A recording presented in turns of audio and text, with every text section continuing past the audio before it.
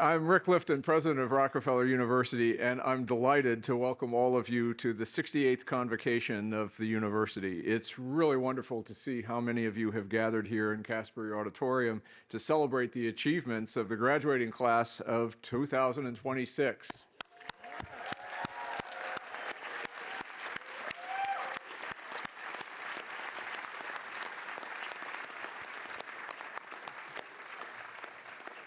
So if this is your first time on campus, you might have noticed that Rockefeller is truly a university unlike others.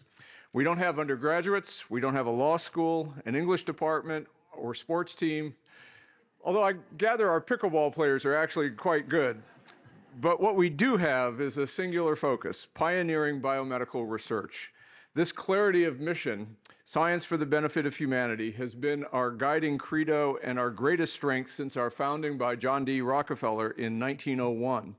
It's supported by a unique combination of factors: an extraordinary faculty empowered to tackle bold and consequential questions, a board of trustees that champions innovation as passionately as our scientists do, and most importantly today, an exceptional community of doctoral students whose creativity and dedication drive our discoveries forward. This year, the university marks two milestones: the 125th anniversary of its founding in 1901, and the 70th anniversary of the founding of the David Rockefeller Graduate Program, started in 1956 to award Ph.D.s to graduate students who train here in our laboratories. It's worth noting that in our 125-year history, we've had only 270 professors, but the impact of their discoveries has been outsized, as recognized by 26 Nobel Prizes in medicine and chemistry, 6 of these since 1999. Since 1959, when the first 5 PhDs were conferred on the graduates of our program, our alumni have also gone on to highly impactful careers at the world's leading universities, or in the biotechnology and pharmaceutical industries, as well as in other fields that prize strong analytic skills.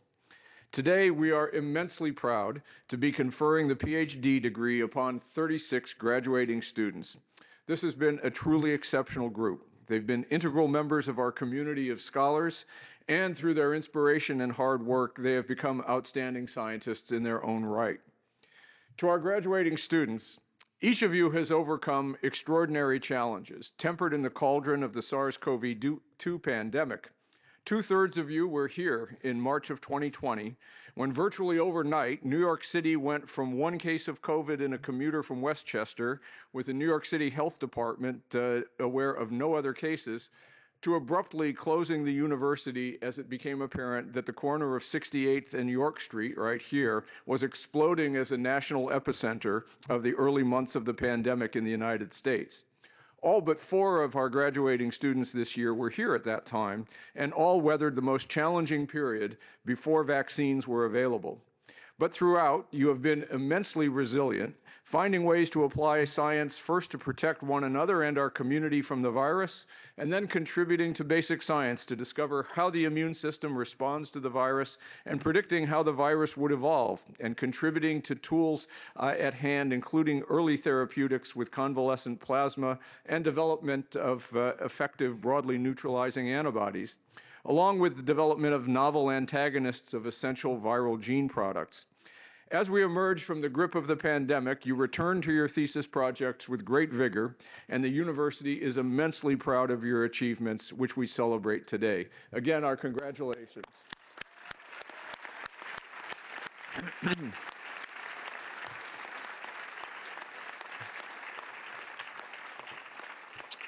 Our convocation is also the occasion on which we recognize those rare individuals who have made extraordinary contributions to science and society, conferring upon them honorary Rockefeller doctoral degrees. This year, we will recognize Francis Collins and Carolyn Bertozzi. More rarely, we also present the David Rockefeller Award for extraordinary service to a scientist who has also made exceptional contributions to the excellence of Rockefeller University. This will be given this year to Joe Goldstein. We honor these individuals for their remarkable scientific achievements and dedication to public service. We also honor them as a source of inspiration, serving as exemplars of what a life committed to discovery of new truths about life processes can contribute, setting a standard of excellence to which we all can aspire. This is especially important today, as misinformation and disinformation is so rampant, and the lay public often has difficulty discerning facts from fabrications. Our search for truth is our true North Star and has been the source of new ways to prevent, diagnose, treat, and cure the diseases that afflict humankind. This year's honorands truly represent the fruits of the relentless pursuit of truth and provide a call to all of us to carry this torch forward in our careers. We in society at large are counting on this year's graduate to pursue this going forward. Today's gathering has been made possible thanks to the enduring leadership and generosity of the Rockefeller family, and in particular, the vision and dedication of David Rockefeller. He understood the vital role of educating future scientific leaders, and he recognized that young scientists bring fresh energy and bold ideas into our labs. David Rockefeller was deeply involved in shaping our graduate program, and it is with great pride that this program bears his name. With some 70 laboratories in all, Rockefeller is small by design. We thrive without departments, free of disciplinary boundaries, and this allows our students to be immersed in a uniquely collaborative and flexible environment. Our students have learned from incredible scientists working in diverse areas with a broad array of technologies and approaches, and you have also learned from one another. At the center of each student's journey is a close relationship with their faculty mentor. Our heads of laboratory are deeply invested in their students' success, and this mentorship stands at the heart of the graduate program. Today's ceremony highlights this bond as the achievements of our graduate students are celebrated by their faculty mentors who have helped to guide and inspire them. Our graduates today, like their predecessors, have learned science by doing science. And as you will hear this afternoon, they have been remarkably creative and productive. We are immensely proud to graduate them into the Academy of Rockefeller Doctorates and look forward to the extraordinary contributions they will make to society and to science in the years ahead.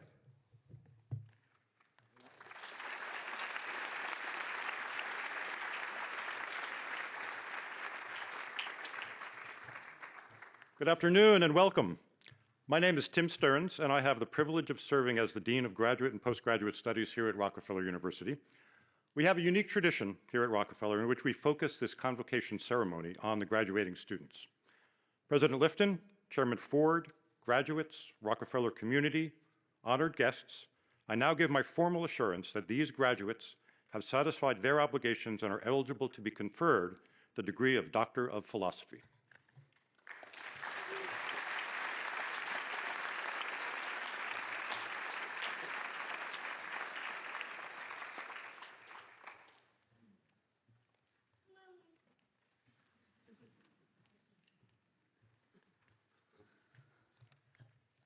Okay, so I'm Jun. So today it's my great pleasure to celebrate Abdul, who joined our laboratory of single-cell genomics and population dynamics in 2022 as a MD PhD student. So Abdul's during only 3 years of graduate study, Abdul's thesis work developed IRISIC, an optic-free spatial genomic platform that allows us to map molecular and cellular organization across tissues and the scale that's very difficult to imagine before.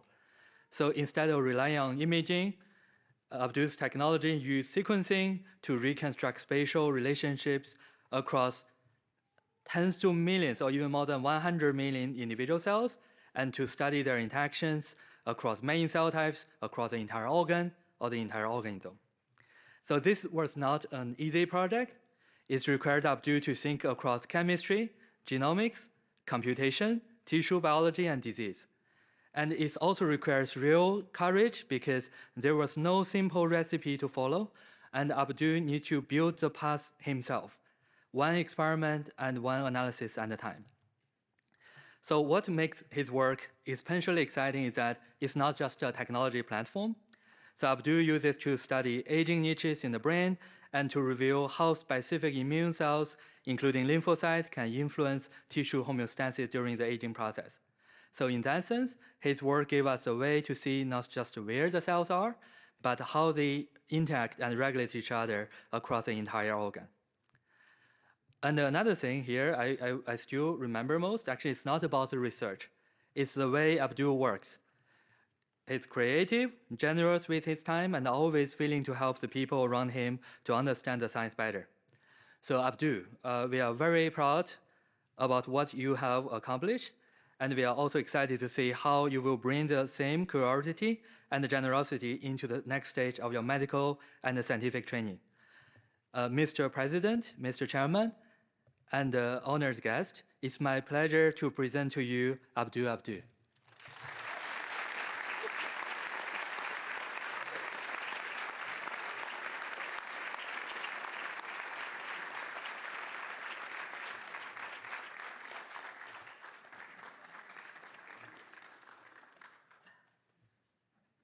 Congratulations.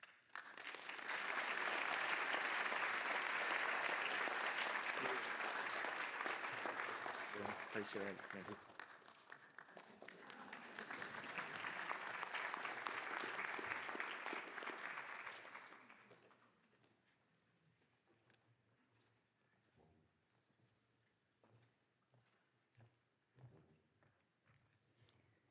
It's an honor for me to present Emily Atlas on behalf of her Ph.D. advisor, the late Jim Hudspeth. Jim was a remarkable scientist, scholar, and intellect who passed away in August of 2025. I was on Emily's thesis committee, and so I speak for both myself and for Jim. Emily was an undergraduate and then a research assistant at Columbia University, where she worked first with Oliver Hobart and then with Marty Chaufey to study the nervous system of C. elegans. She was highly successful there and then came as a graduate student to Rockefeller University. Here, in the Hudspeth lab, she studied cell polarity. If you stroke a cat with the direction of its hair, it purrs. If you stroke it in the opposite direction, the hair bristles, and so does the cat. That's because the cat's hair is polarized. It has a direction. Similarly, fish sense the direction of water flow using sensory cells called hair cells. Each cell is polarized so that it prefers a certain direction of water flow. During development, one dividing cell gives rise to two sister hair cells that are polarized to prefer opposite directions of water flow. They are mirror images of each other. Emily, as a graduate student, asked how that happens. She used intense time-lapse microscopy and analysis to determine how the two sister hairs separate after a division, rotate, and move into their final positions, a kind of developmental dance. She found that the notch signaling pathway determines cell movements and mirror image polarization of the two sister cells. She then performed single-cell mRNA sequencing, June, to find molecules that distinguish the sister cells during development. In a very satisfying experiment, she showed that one of those molecules, the protein kinase STK32A, is required for the mirror image polarization in the two sister cells. Emily is independent, intelligent, determined, and effective. She's now choosing a postdoctoral position among several choices, where she will examine cell behavior from the perspective of physics. Mr. President, Mr. Chairman, and honored guests, it is my pleasure to present to you Emily Atlas.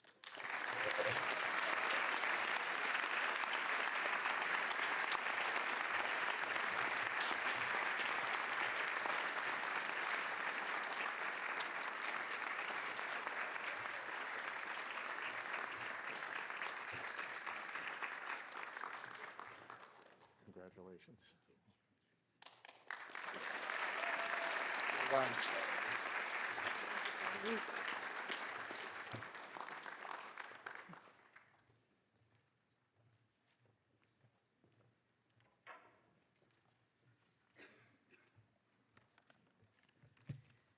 It's a great pleasure to introduce Dr. Sophia Avertzer to you today. Woohoo indeed. Sophia started her career as a biology undergraduate in Brazil. And there she studied the remarkable relationship between certain worms and specific plants, where the worms induce the plant cells to grow and divide, forming outgrowths called galls. And these plant galls provide food and shelter to the worm. And then even after she switched to neuroscience, which is what she did here in Rockefeller, Sophia would often talk fondly of this past work in plants, which is a testament to the broad love she has for biology. In my lab, Sophia switched to studying insect navigation. She discovered one of the more beautiful and important signals that we have ever characterized. Before Sophia's thesis, we had found cells in the fly brain whose activity keeps track of the fly's current walking direction. In contrast, Sophia discovered a signal that indicates the direction in which the fly has been walking over the past 5 to 7 seconds. In neuroscience, people had noticed prospective signals before, that is, activity that relates to what an animal is about to do. Retrospective signals related to what the animal has been recently doing have received much less attention. And Sophia's discovery made us realize that flies and perhaps all animals have these ongoing history signals in their brain on varying timescales. And these give them a sense of continuity in space and time, potentially. If an animal experiences a reward, such recent history signals can help them understand what they just did to cause the reward to happen, thus enabling learning. Sophia is a truly amazing scientist. She can take data, look at it, and see the essence of what it means. It was so easy to work with her and learn from her over the past years. She is also fearless and ignores scientific boundaries. She had no problem navigating fly genetics, anatomical experiments, complex physiological experiments, rigorous quantitative analyses, computational modeling, and more in making her beautiful discoveries. On top of it all, she's also principled, kind, and moral as a person, and she has a wonderful laugh that I thought we would hear, but, oh, there it is. That I'll miss when she's gone. It has been wonderful to have spent these years working with her, and I'll miss her a lot. So, Mr. President, Mr. Chairman, and honored guests, it is my pleasure to present to you Sophia Avertzer.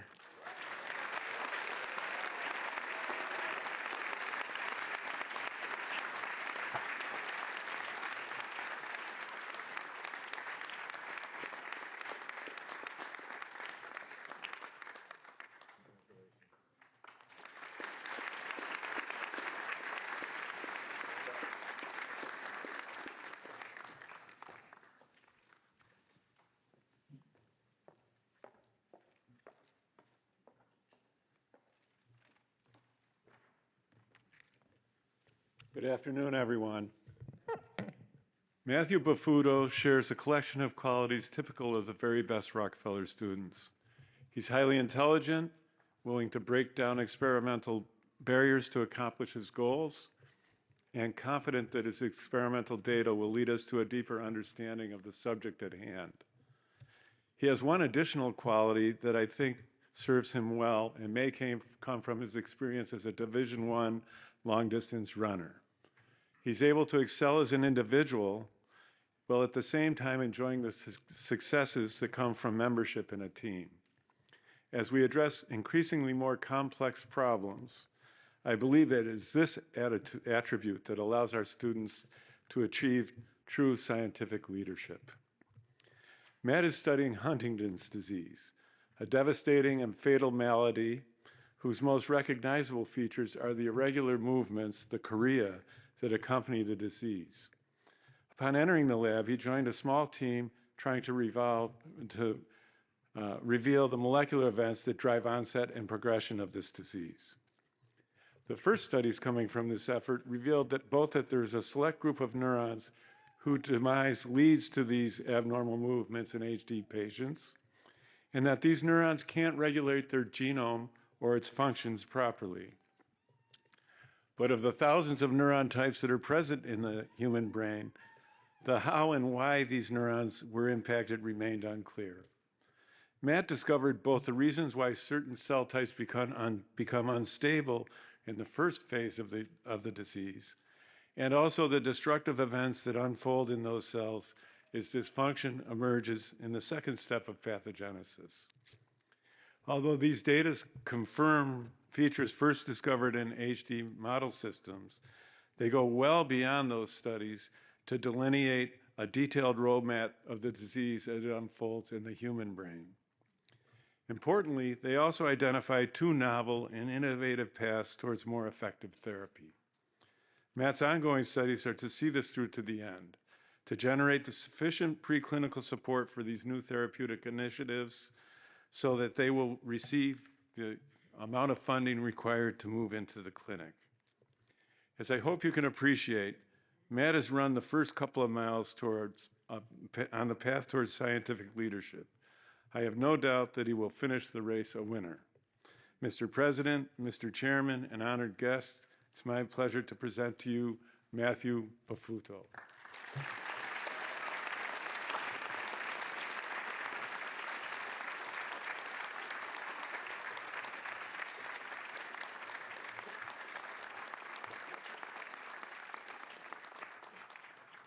Congratulations. Well done. I'm very proud of you. Nice job,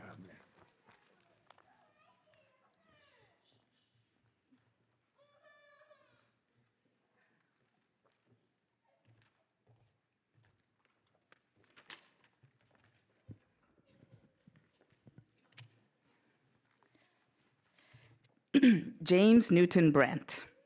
James grew up in Seattle as a devoted Seattle Seahawks fan.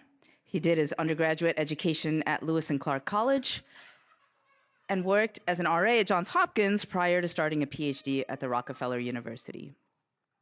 When he joined my lab, we decided we would try to tackle a really hard but important problem. What sets memory capacity?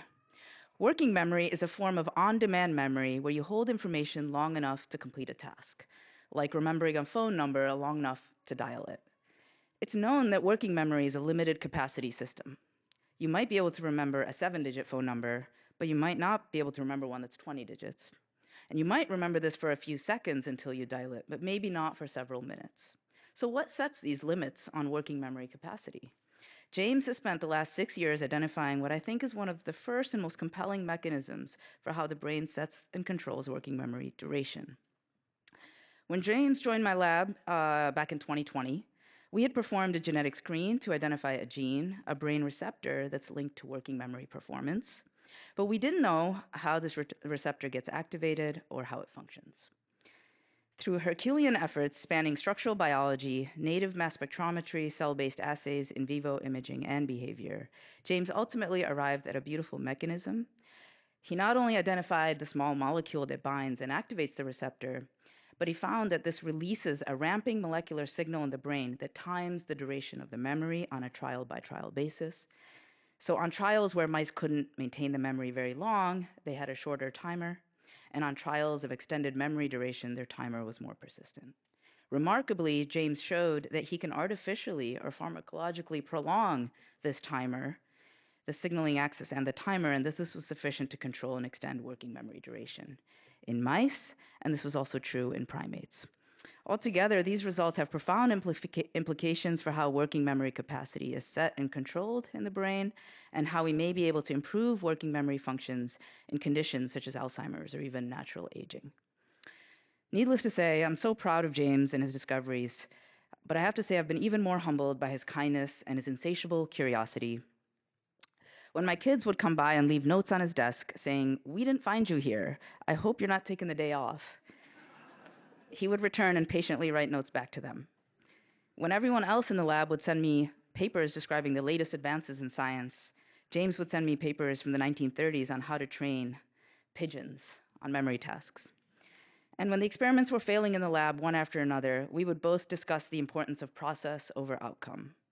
I had in mind the messages of the Mahatma Gandhi or the Dalai Lama, and he had in mind the messages of Pete Carroll, coach of the Seattle Seahawks. We're going to miss him deeply, but I can't wait to see what he will discover next. Mr. President, Mr. Chairman, and honored guests, it's my pleasure to present to you James Newton Brent.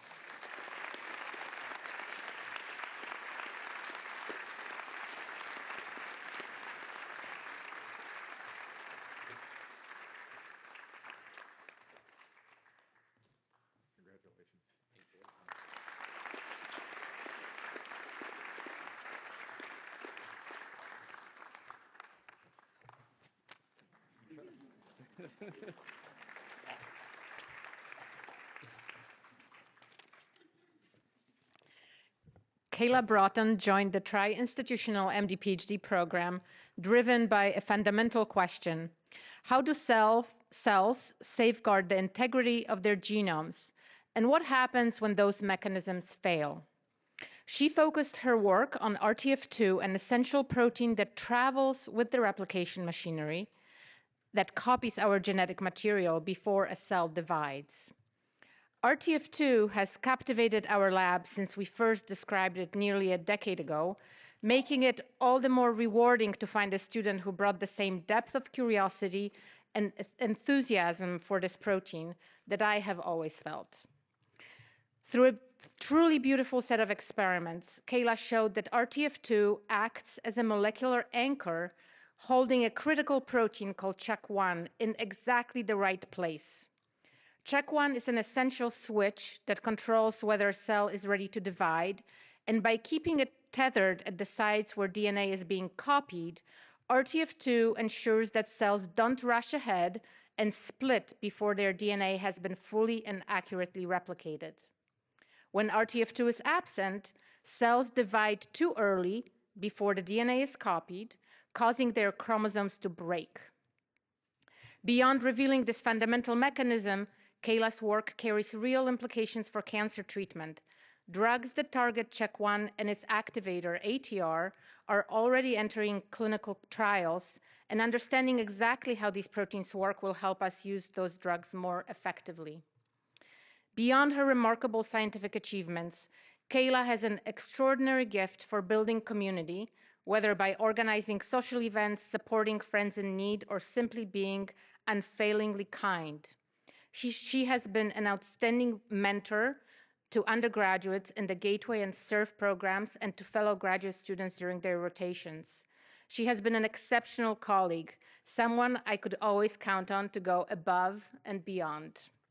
Mr. President, Mr. Chairman, and honored guests, it's my pleasure to present to you Kayla Broughton.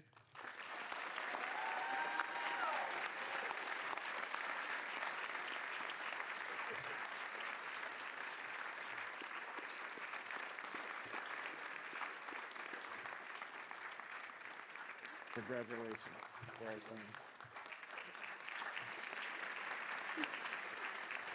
Congratulations again.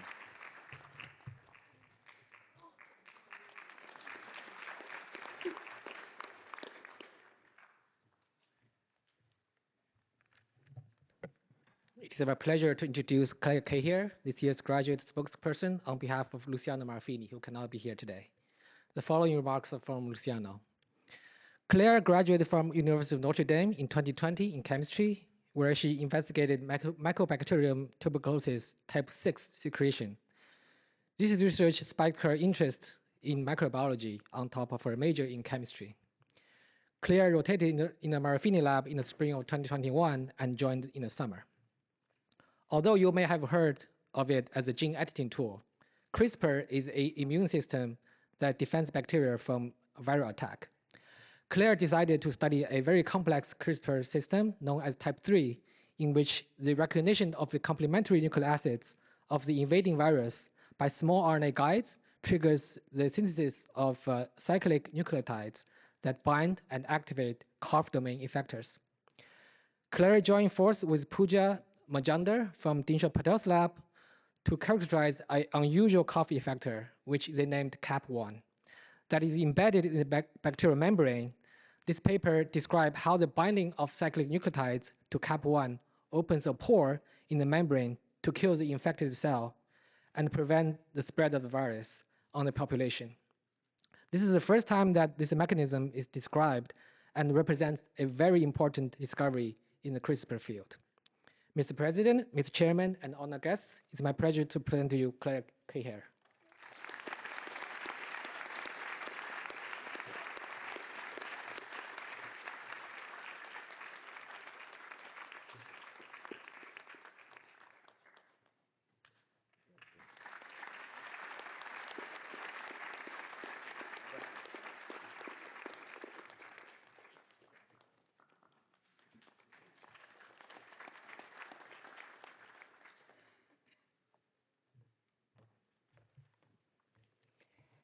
Khanaj worked on one of the most important things that cells in our body do: remember what they are. Gene silencing is an essential biological process that maintains the cellular memory and prevents expression or of proliferation genes that drive uncontrolled growth in cancer. Hera, in her thesis project, studied an important aspect of the biophysical basis for gene silencing and cellular memory: chromatin compaction. Chromatin is the packaged form of DNA, and a predominant model in the field is that gene silencing happens by physical compaction of chromatin into a state that does not allow transcription. This simple model has been recently thrown into question, as chromatin has been shown to be more dynamic and fluid than previously thought. So it became very important to make direct measurements of chromatin compaction inside cells rather than just making assumptions about it. Hera did exactly that by mastering one of the most difficult and complicated protocols in my lab, RIG-seq. And not only that, she also improved the protocol and helped others in the lab learn it. Through her work, she directly measured chromatin compaction to understand how it is regulated by an abundant and important regulatory protein called linker histone H1. Surprisingly, not just to her surprise, but also to ours, Hera found that loss of linker histone H1 decreases chromatin compaction all over the genome, not just at silenced genes. However, some genes silenced by a set of factors called the polycomb repressive complexes turned out to be exquisitely sensitive to H1 depletion. Thanks to Hera's work, we now have a clearer understanding of how linker histone H1 and the overall compaction landscape sets the stage for cellular memory and for gene silencing. And we now have multiple projects that are offshoots of Hera's work in the lab. We will miss her very much, especially her positive attitude, and we wish her all the best in her postdoctoral work.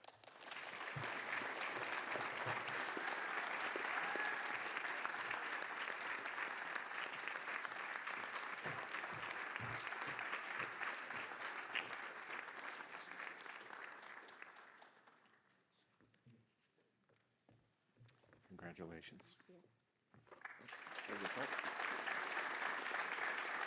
Well done. Thank you.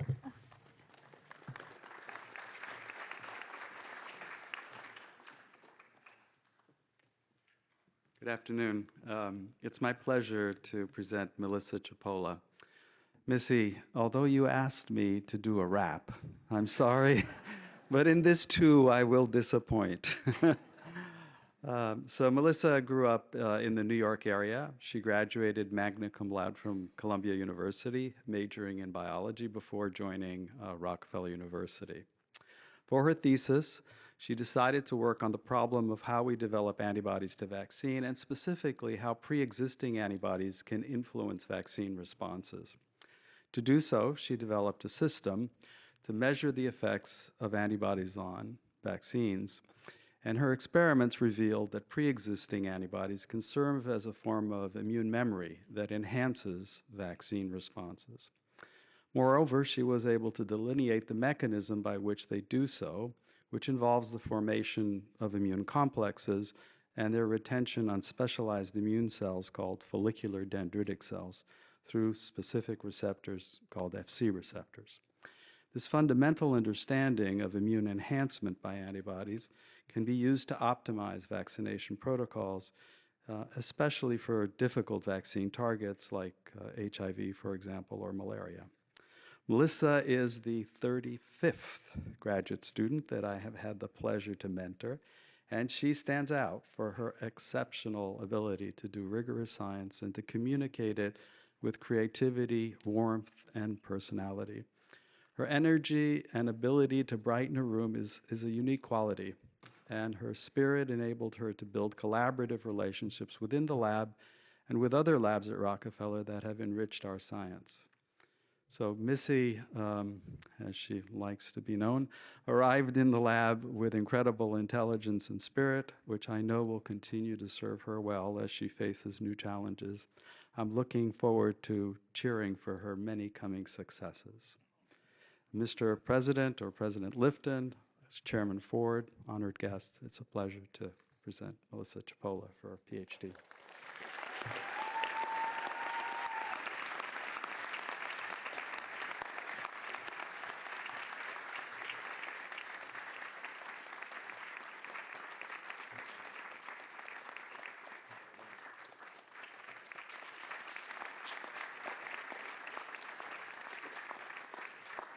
was perfect.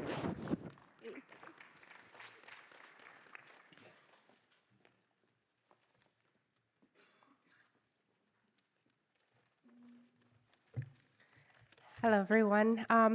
I'm so very pleased to introduce Madeline Delbo. Madeline came to us first as a summer student in the SURF program, as an undergraduate from the University of Richmond, and she wandered into our lab, and she stayed, much to my good fortune. And from the moment she arrived, it was clear that she had something special. She had a very calm and sharp scientific mind with an instinct for asking the questions that truly matter. She also met our cat, Luna, and it was love at first sight. And so I had to accept that when Maddie came over into our home to talk science, I didn't exist because of Luna. And I understood that eventually. But Maddie's thesis centered on a disease, tuberculosis, also known as TB. And this is a disease that still kills over 1 million people every year. And it is one of the greatest challenges in treating. One of the greatest challenges in treating it is drug resistance. But there was a puzzle because the resistant bacteria, they're resistant to the drug, but they pay a price and they're less fit, yet they still persist and cause disease. So this decades-long observation actually, had evaded us. And Maddie's work, we focus on mechanistic studies, became the key to cracking it. And this was a collaboration with the Rock Lab, and that's what finally revealed this answer. So her work has left 3 lasting marks in my relatively new lab. She's opened up the study of transcription at steps that our lab hadn't explored before. She showed how processes, biochemistry, and structural biology can explain pathogenic mechanisms. And she's built a bridge between mutations that clinicians observe in patients and their fundamental biochemical consequences. These threads are alive and active in my lab, and they all trace back to Maddie.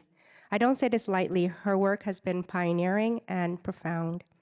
She's also an emblem, if you know her, of kindness and composure, and as a mentor for the next generation of scientists. She now joins Dr. Matthew Weitzman's lab at Children's Hospital in Philadelphia, where she'll bring that same fearless curiosity to pathogenic viruses this time, and I think they're very lucky to have her. Maddie, you've made our lab better, you've made me better, you've made Rockefeller better, and I miss you every day, and I miss you enormously. Mr. President, Mr. Chairman, and honored guests, it's my pleasure to present to you Madeline Delbo.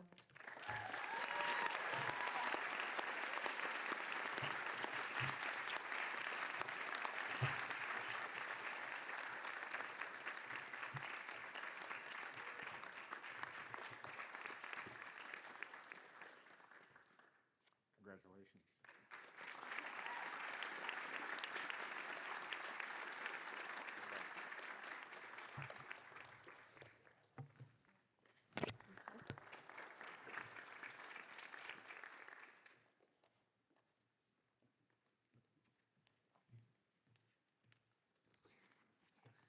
Okay, so now it's my great pleasure to introduce Alex, who joined my lab through the David Rockefeller Ph.D. program and has been part of the lab from 2021 to 2025.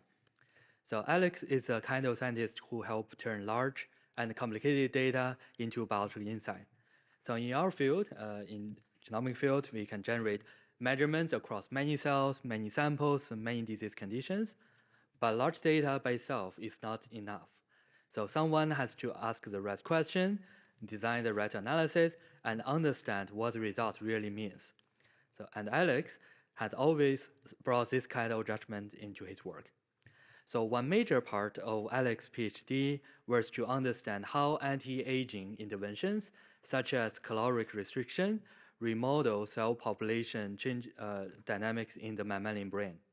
So in this work, Alex showed that the caloric restriction does not uniformly alter cells across the brain.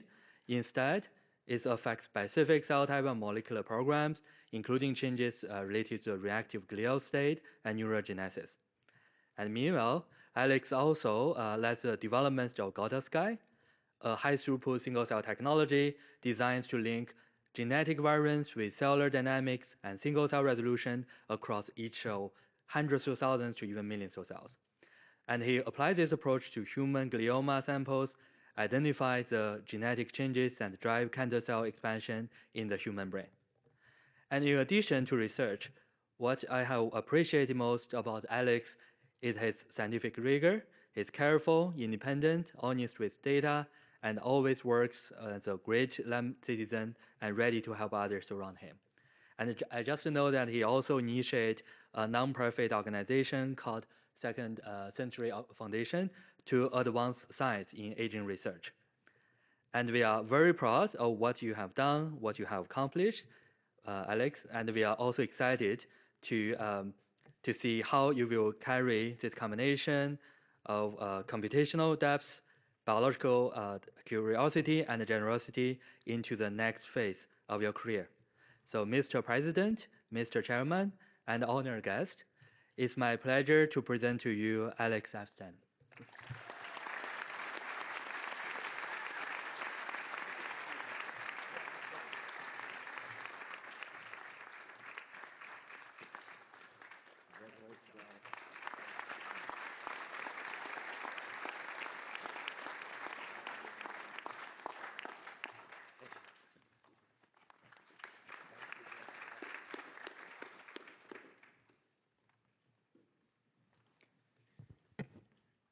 Okay, it's a pleasure for me to introduce Michael Grotus.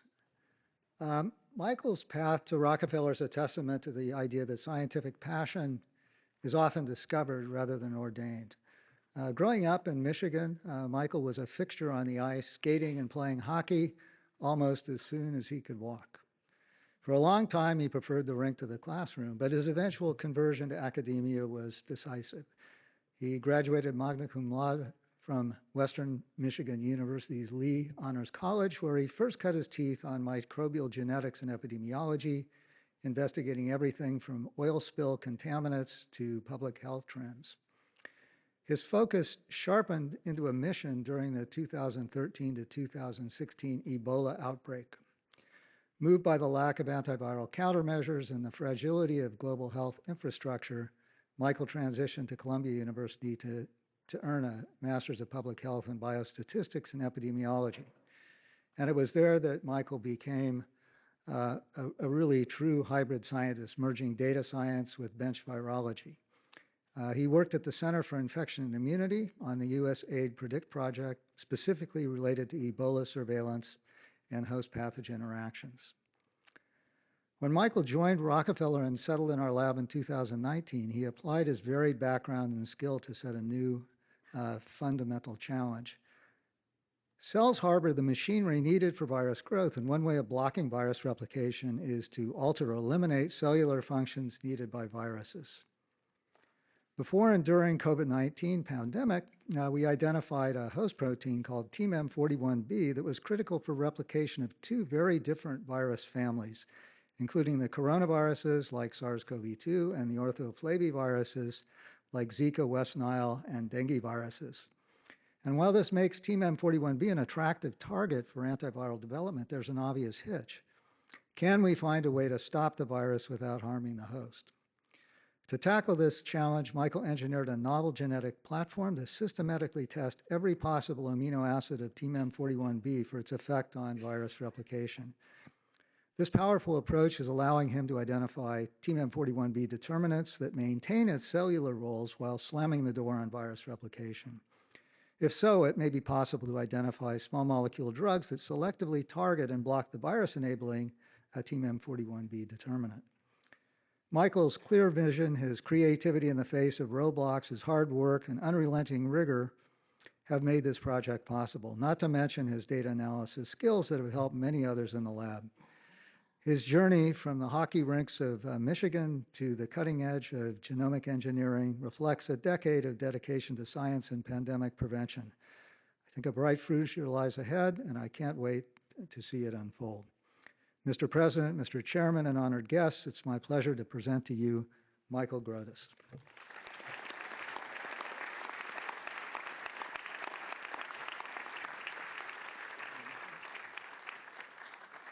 Just get out of here.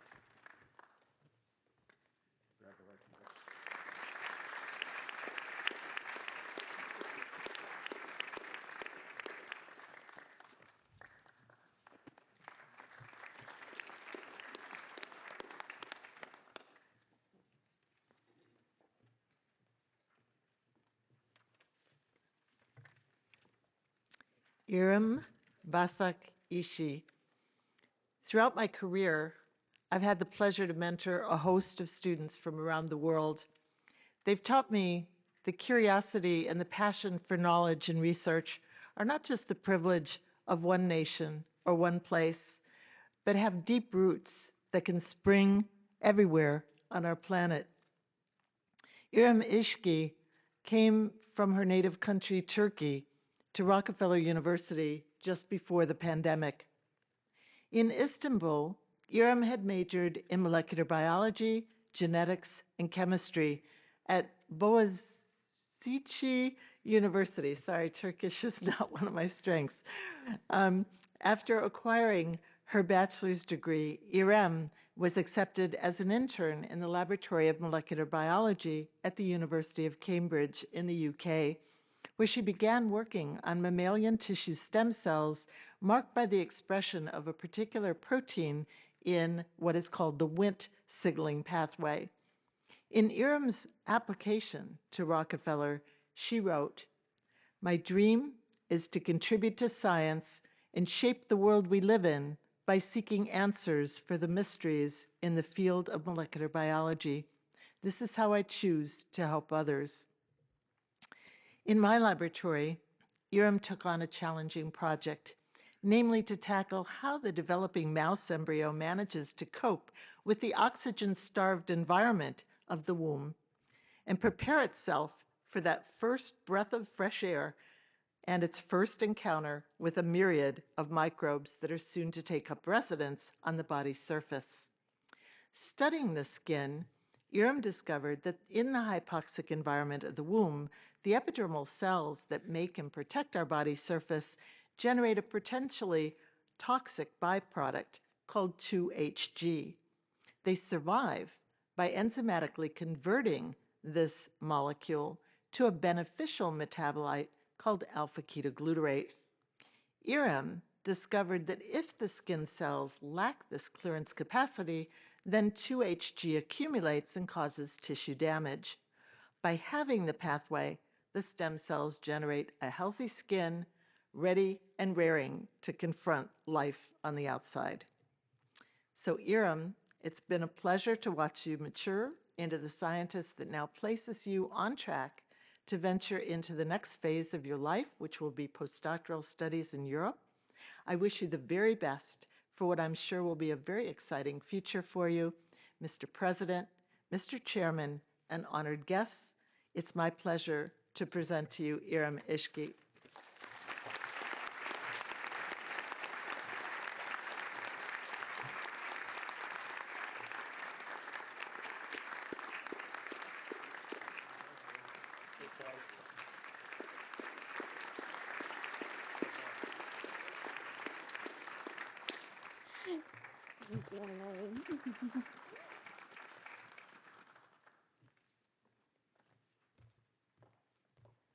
Hi.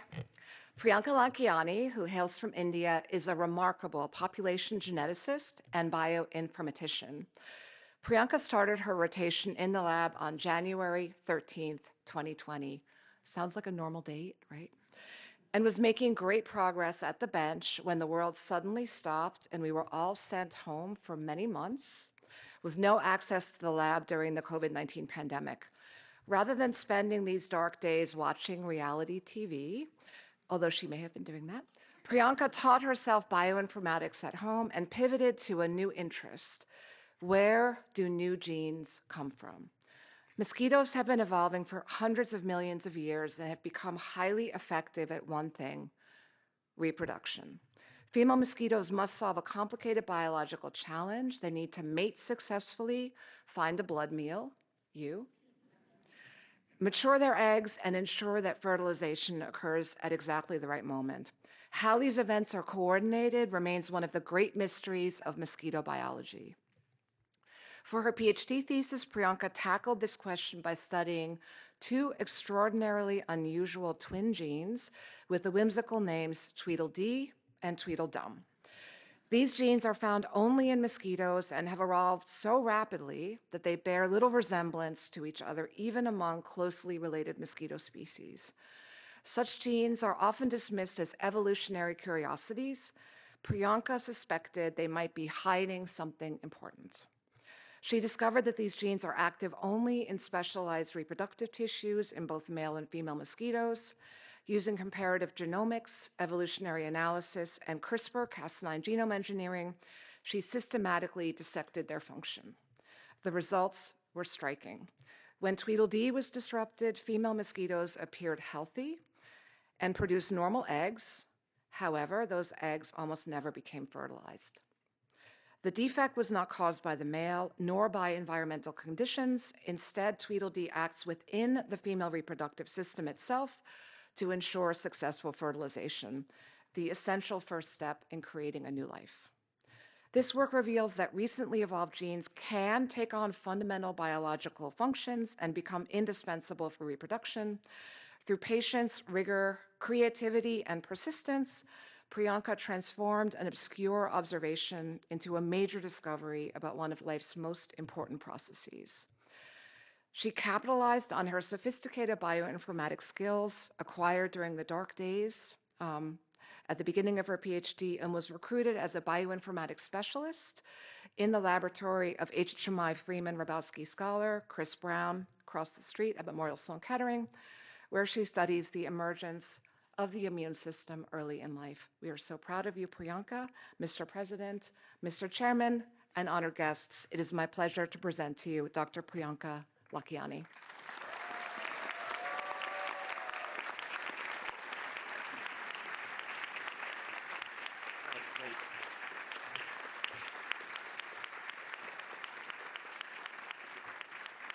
Congratulations. Well done.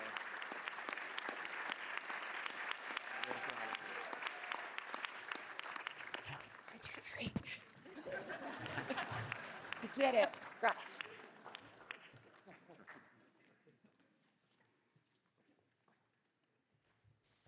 Hi, everyone. I'm absolutely thrilled to introduce today Simin Liu, who's a graduate student in my laboratory. Simin joined our lab 6 years ago, and from the get-go, made his ambitions very clear. He said in our first meeting, and I quote, "I want to work on a very difficult problem." Now, those words are exciting to any mentor to hear, and I really appreciated the honesty and drive that they conveyed, but I also wondered whether Simin fully appreciated what he was getting into. But once he joined the lab, I knew that we had recruited a remarkable scientist. Simin dove headfirst into his studies, working into the night with enthusiasm and always taking initiative. He is among those rare researchers one would describe as having golden hands. So what did he do all those late nights? When you think of the brain, we usually imagine a complex net of neurons, the electrically excitable cells through which signals zip along at breathtaking pace, that allow us to sense the world around us and to respond in ways that occasionally are even appropriate. But neurons are only half the story. There's another class of cells called glia, or glial cells, that physically embrace neurons and that are in many ways mysterious. What do they do? What are they?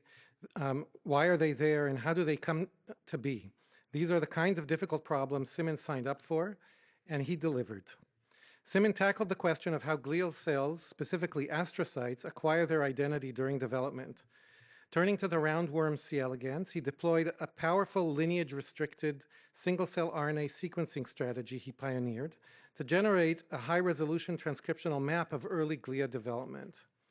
What he found was extremely elegant. Glial cells arising from distinct, lineally unrelated progenitors nonetheless rapidly converge onto a shared molecular state, and then transform in step in a second phase of development without cell division into mature astrocyte-like cells. Simin also identified a key transcription factor governing both phases of this transformation and demonstrated that mammalian counterparts of the gene are also expressed in astrocytes and may therefore function similarly. The sheer scope of Simin's work, spanning worm genetics, single-cell genomics, DNA binding assays, comparative transcriptomics, high-resolution imaging, and functional assays, is frankly jaw-dropping. For the longest time, I was amazed that he was able to do all this without even drinking coffee. But I found out recently that he surreptitiously does, which was a relief because otherwise one is forced to invoke supernatural explanations. In the end, Simon's work has, I believe, fundamental implications for how we understand glial cell identity and the mechanisms that specify it. His studies reveal a molecular logic for convergent differentiation, and he's also identified a battery of new astrocyte fate genes, which will keep my lab humming for several years to come. Simon's scientific outreach in the lab was also extensive. He collaborated on several projects, providing advice, both theoretical and experimental, to nearly everyone in the lab. And to top it off, he is a really generous and caring soul. I'm not really sure what we're going to do without him. Simon will return to China at the end of the month and use his tremendous intellectual skills in an advisory capacity to a science-related investment firm. There he will also unite with his family, which he loves so dearly, but which he has not had the opportunity to see very much of during his time here. And I'm sure that whatever Simon does there will be absolutely extraordinary.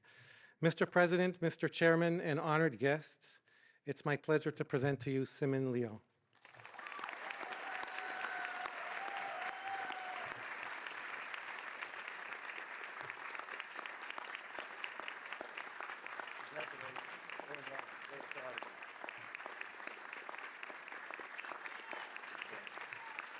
Thank you so much. Congratulations. Thank you so much.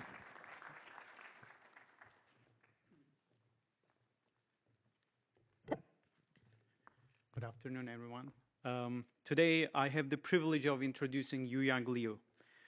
One of the greatest rewards of mentoring, at least to me, is not simply watching discoveries unfold, but watching curiosity transform into a way of life.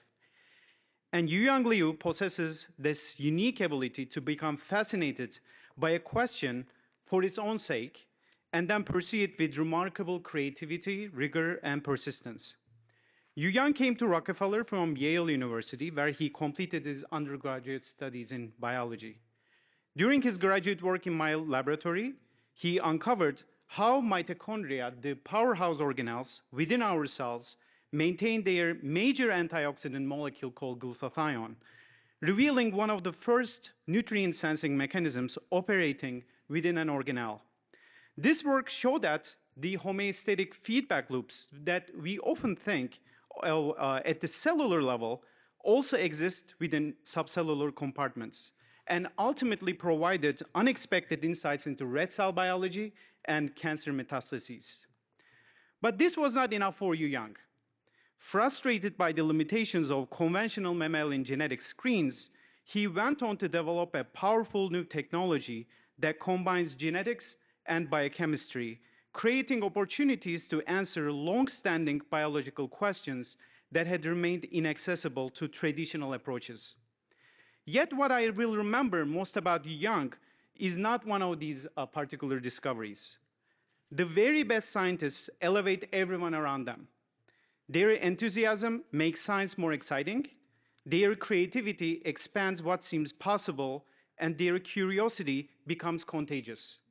To me, Yu-Yang is one of those rare individuals. As he begins the next chapter of his career as a Sandler Fellow at UCSF, I am excited not only for the discoveries he will make in his own independent lab, but also for the trainees he will inspire along the way, just as he has inspired those of us fortunate enough to work beside him. Mr. President, Mr. Chairman, and honor guests, it's my great pleasure to present Yu-Yang Liu.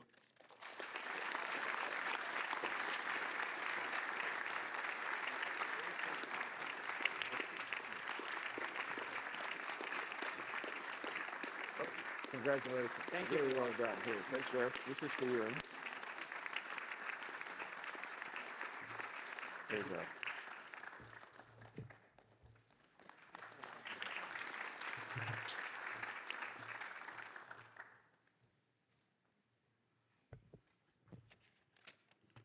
It is my great pleasure to introduce Rafał Piwowarczyk.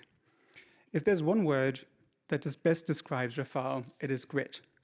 Rafał joined my lab during the pandemic, and once the pandemic was over, he had his eyes on an interesting problem. However, work addressing the same problem was covered by 5 publications from 5 different labs within a couple of weeks.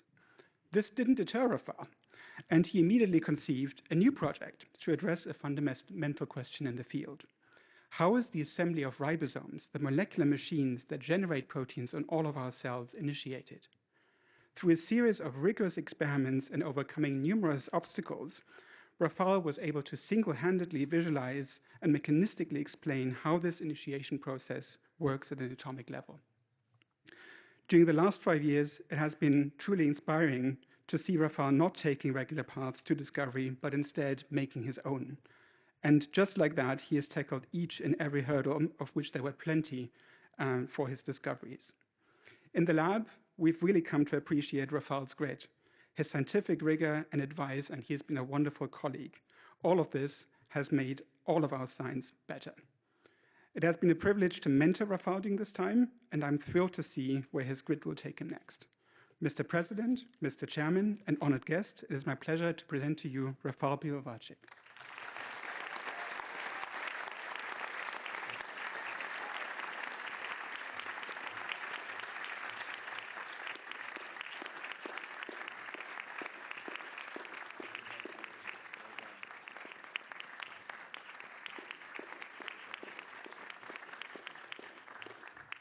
Thank you so much.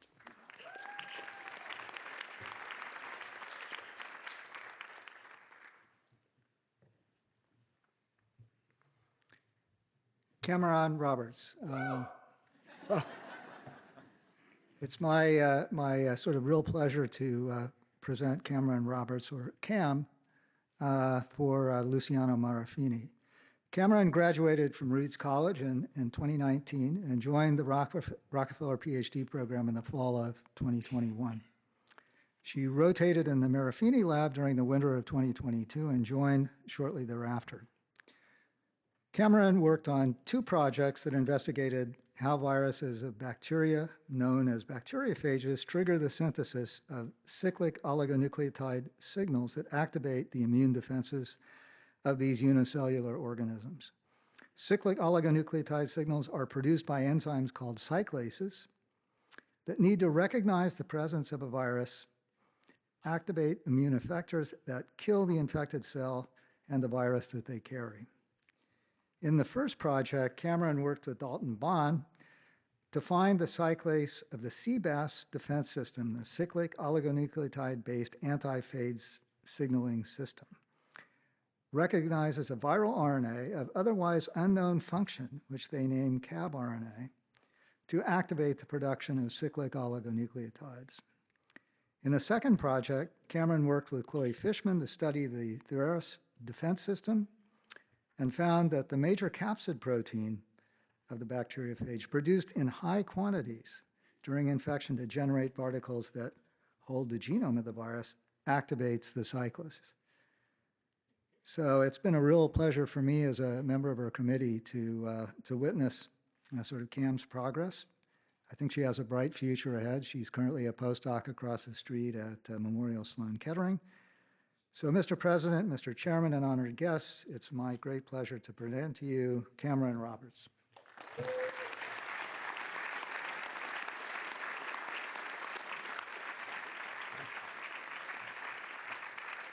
Well done, Charlie.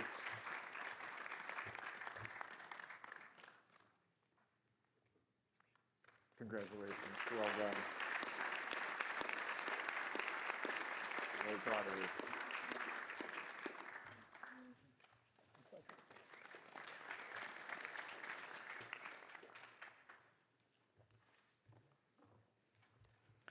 Adriana Rosas, who hails from Mexico City, is fiercely motivated, fearless, relentlessly interdisciplinary. She arrived at Rockefeller with dual passions for immunology and neuroscience. Before graduate school, she studied mucosal immunity and host pathogen interactions in Ken Cadwell's lab at NYU. In my lab, however, she discovered an equally deep fascination with sensory neuroscience. It's therefore fitting that her next step, I believe beginning next week, will be to unite these 2 interests as a postdoctoral fellow in Zuri Sullivan's new laboratory at the Whitehead Institute, where she will study how communication between the nervous system and the immune system shapes female physiology across the estrus cycle. It is an ambitious and understudied problem, and Adriana is exceptionally well prepared to tackle it. For her PhD thesis, Adriana asked a deceptively simple question: why do female mosquitoes find our blood so irresistible? Female mosquitoes must consume enormous quantities of our blood to produce eggs, and for decades, scientists have known that a molecule called ATP can trigger feeding behavior identically and as effectively as blood itself. Yet no one knew where mosquitoes encountered ATP during biting, how they detected it, or what receptor allowed them to sense it. Adriana set out to solve this mystery. She demonstrated that ATP is released from mammalian skin when a mosquito inserts its needle-like mouth parts in search of blood vessels. She showed that only a tiny subset of sensory neurons in those mouth parts respond to ATP, and identified a candidate receptor called IR100C expressed in those same neurons. To reach these discoveries, Adriana combined an astonishing range of approaches: live imaging of mosquitoes feeding on mouse skin, CRISPR gene editing, single nucleus RNA sequencing from thousands of mosquito sensory organs dissected from their little heads, computational structural biology, calcium imaging, and molecular anatomy. What makes these accomplishments especially remarkable is that Adriana entered the lab with little or no experience in most of these techniques. She simply learned whatever was necessary to answer the question. Again and again, when confronted with a difficult experiment or an unfamiliar field, Adriana moved forward with determination, creativity, and courage. Her work brings us significantly closer to understanding how mosquitoes detect the signals that drive blood feeding and may illuminate a long-sought ATP receptor in insects. More importantly, it exemplifies the curiosity, rigor, and fearlessness that define an outstanding scientist. Mr. President, Mr. Chairman, and honored guests, it is my pleasure to present to you Dr. Adriana Rosas.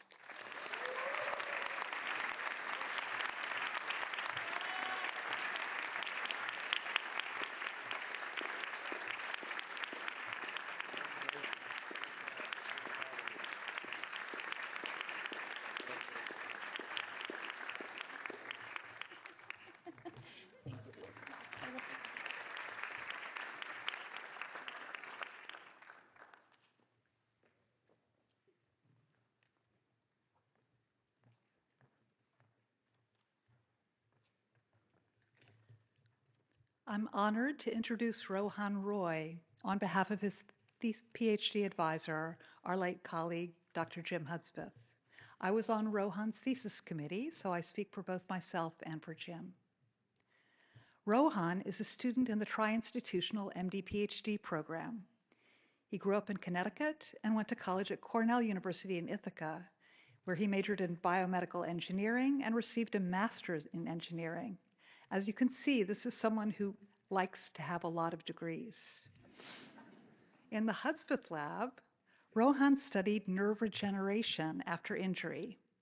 Nerve regeneration in humans is quite limited, but in some other animals it can be efficient. Understanding what the mechanisms are and whether they can be unleashed in humans is an active subject and an important one to address. The Hudspeth lab studies nerve cells that innervate the inner ear, the organ that is responsible for hearing and balance.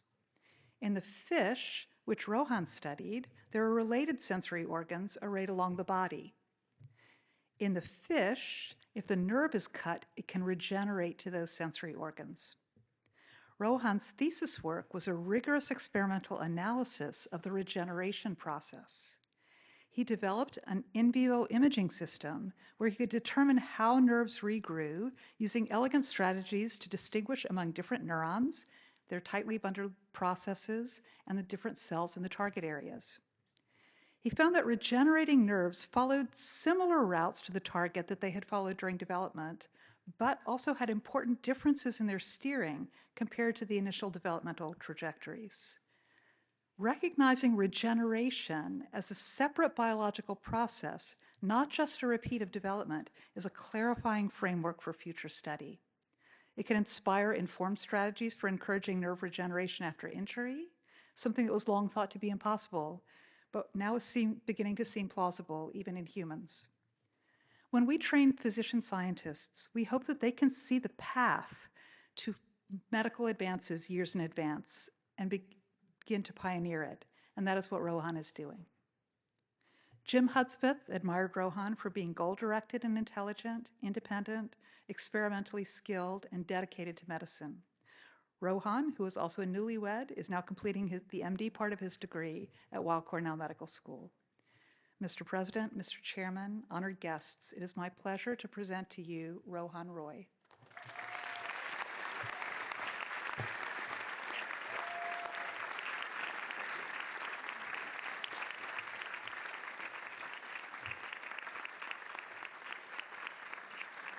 Congratulations, it's all done.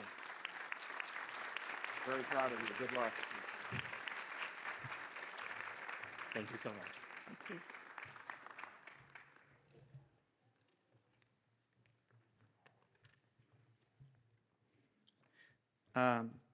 Good afternoon. Mawa Ahmed Saad grew up in Egypt, where, unfortunately, like in most places, carving out space in women in science is not a given, it's a fight.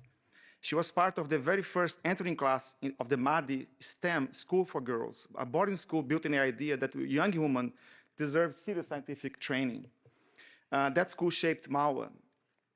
And she went back to help others, advising young Egyptian women in how to succeed in college, how to navigate life abroad, and how to believe in a career in science is actually within reach.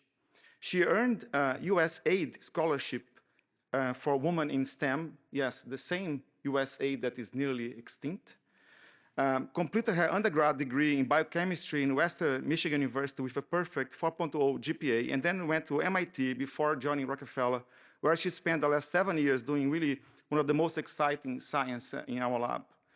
Mawa's thesis focused on how the immune system responds to colorectal cancer as it spreads. She developed a colonoscope-based tumor implantation model, and she used to uncover how T cells recruited at different stages of cancer progression,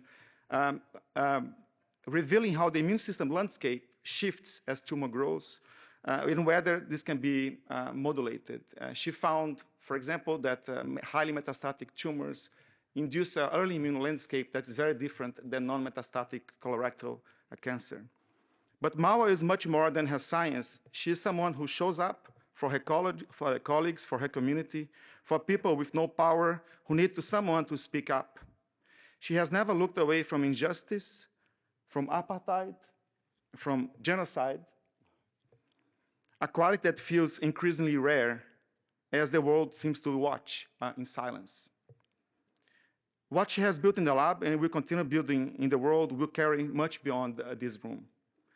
Mr. President, Mr. Chairman, and honored guests, it's my pleasure to present to you Mawa Saad.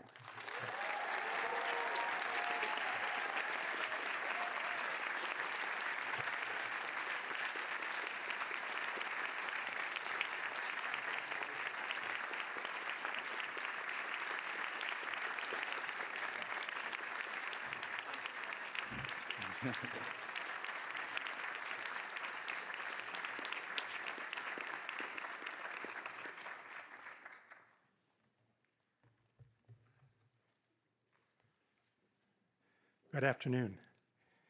It's a privilege to present to you Victoria Sacco.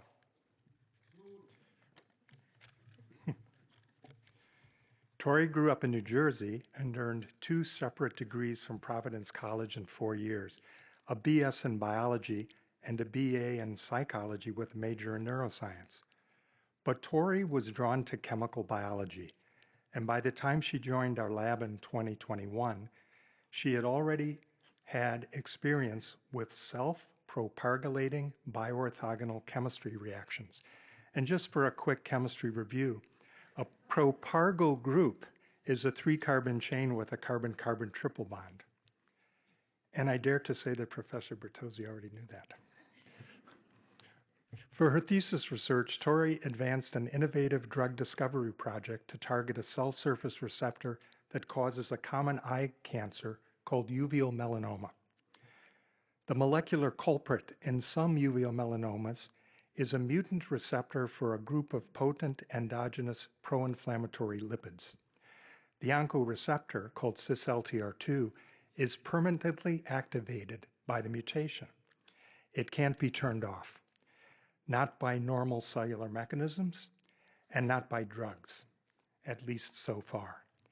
But Tori reasoned that she could use bioorthogonal chemistry to tether a drug fragment to the mutant receptor and induce its degradation. She engineered a library of mutant receptors and showed that the approach could work, including in human melanocytes. Her important proof of concept experiments suggest that a customized drug called a PROTAC should be feasible to treat uveal melanoma. Tori is a fantastic lab colleague, a persevering scientist, a patient mentor, a generous and kind person.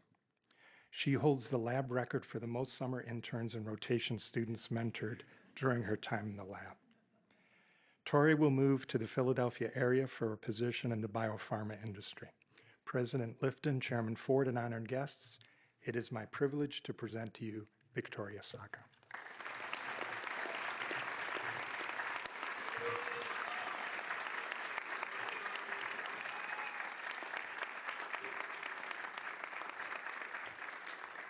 Congratulations. We're very proud of you. I'm so proud of you. Congratulations.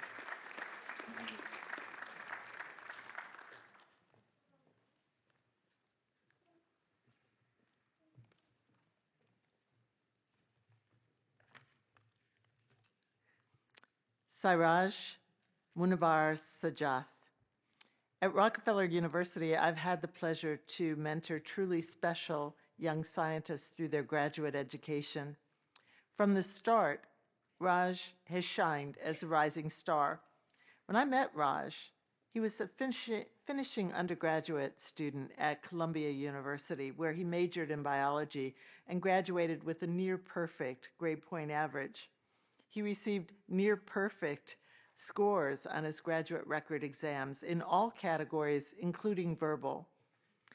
As a student, Raj counseled children whose parents had cancer, and he was editor for Columbia University's Journal on Global Health. In his spare time, besides doing science, Raj played tennis and went snowboarding.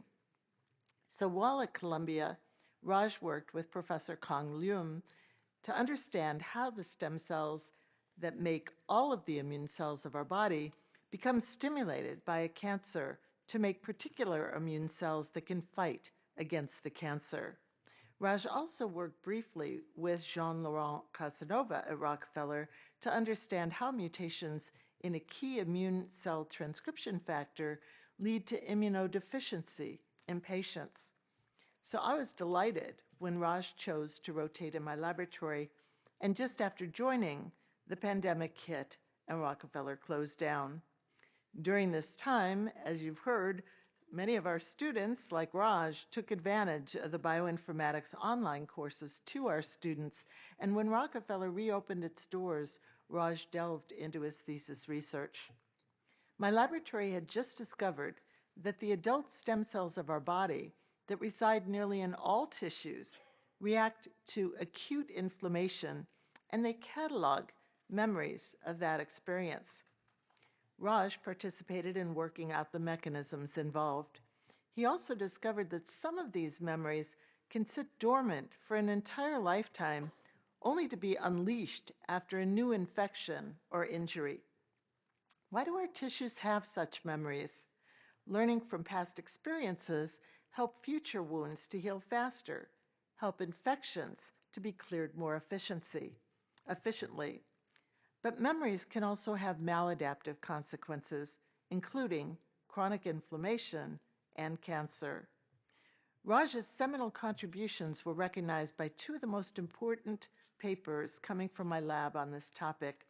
One in Cell Stem Cell, where we described how memories are formed, and another published recently in Science on how memories persist.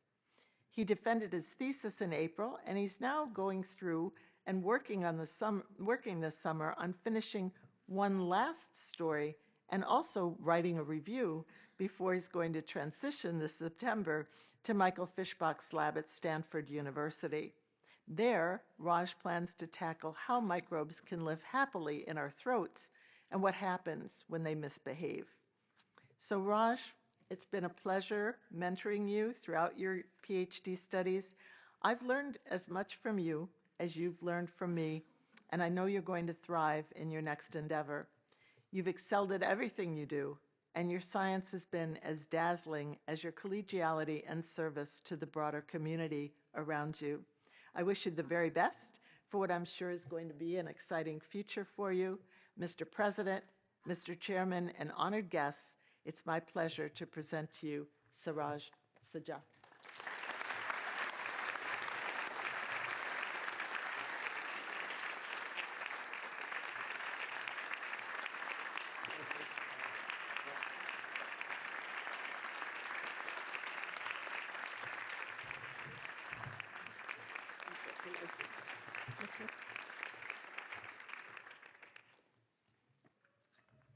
I like being up here. I hope you do too. This is my last, I promise. Marina Schenthaner. As you know, Rockefeller University attracts the very best students from around the world. In many different ways, they've emerged to lead the next generation of scientists in biomedical research. Marina grew up in Austria, where she skied from birth and majored in molecular biology, genetics, and chemistry at the University of Innsbruck. After she learned to walk, she came to the United States, received a prestigious Marshall Plan Foundation fellowship to do her master's thesis project in Dick Flavel's lab at Yale. There, Marina worked on the role of prostaglandin signaling at the epithelial-mesenchymal interface in colorectal cancer and inflammatory bowel disease. Her contributions were realized in a second authorship in a Nature manuscript. That was as an undergraduate.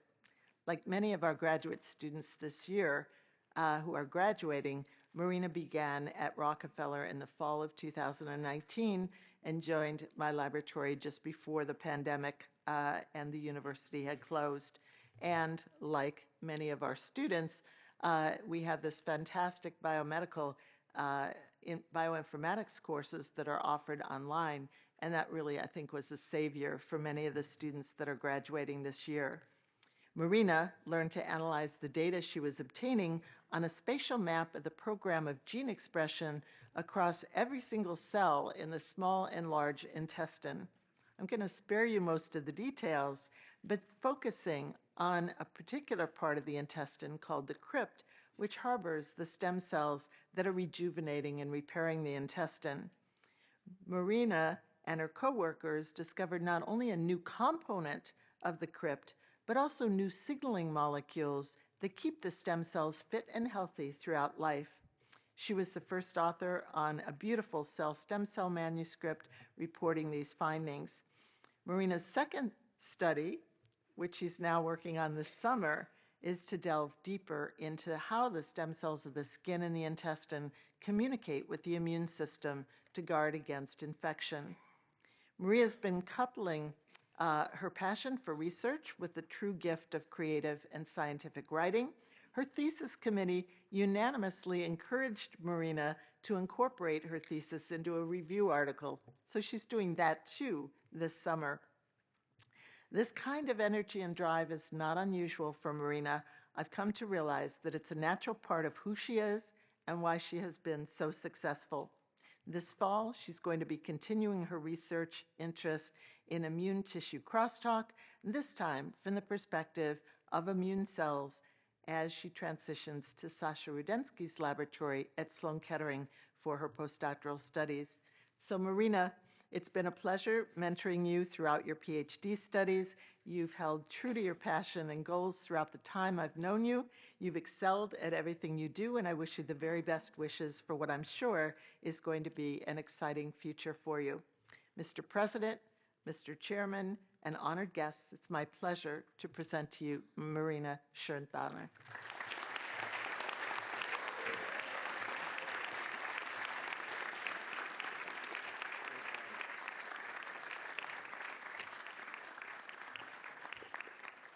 Congratulations. Great job, well done.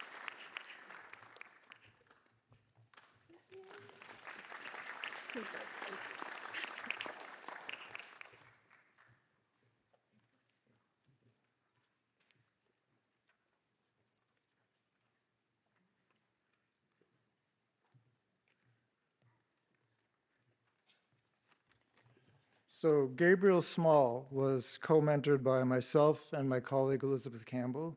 So everything I say, she says too. So it's been a great privilege working with Gabriel Small the last few years, watching his transformation from a bear spray wielding menace to society into the energetic, passionate scientist that he's become. So feel free to ask him about the bear spray later. Gabe is a talented structural biologist completing an elegant body of work that clarifies how the SARS coronavirus 2 affects a critical modification to its RNA molecules that allow them to function in the hostile environment of the host cell. Following this work, another group published some flawed work that muddied the situation. Despite our warnings that correcting literature would be a very unpleasant experience, Gabe persisted and eventually corrected the literature, highlighting his fierce scientific integrity. In addition to his talent, persistence, and integrity, I'd like to highlight another quality of Gabe's, fearlessness.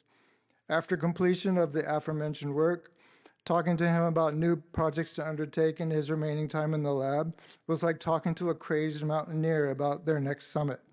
No project was too challenging or too risky. Clearly projects that would not be completed before his graduation. To Gabe's credit, he spent more effort into making sure the know-how to complete these projects was passed on to others in the lab, highlighting his generosity. During the work on SARS coronavirus 2, we collaborated with scientists from Gilead Sciences, and now he's a postdoc there. You know, they snatched him up immediately, so proof in the pudding. So Mr. President, Mr. Chairman, and honored guests, it's my pleasure to present to you Gabriel Small.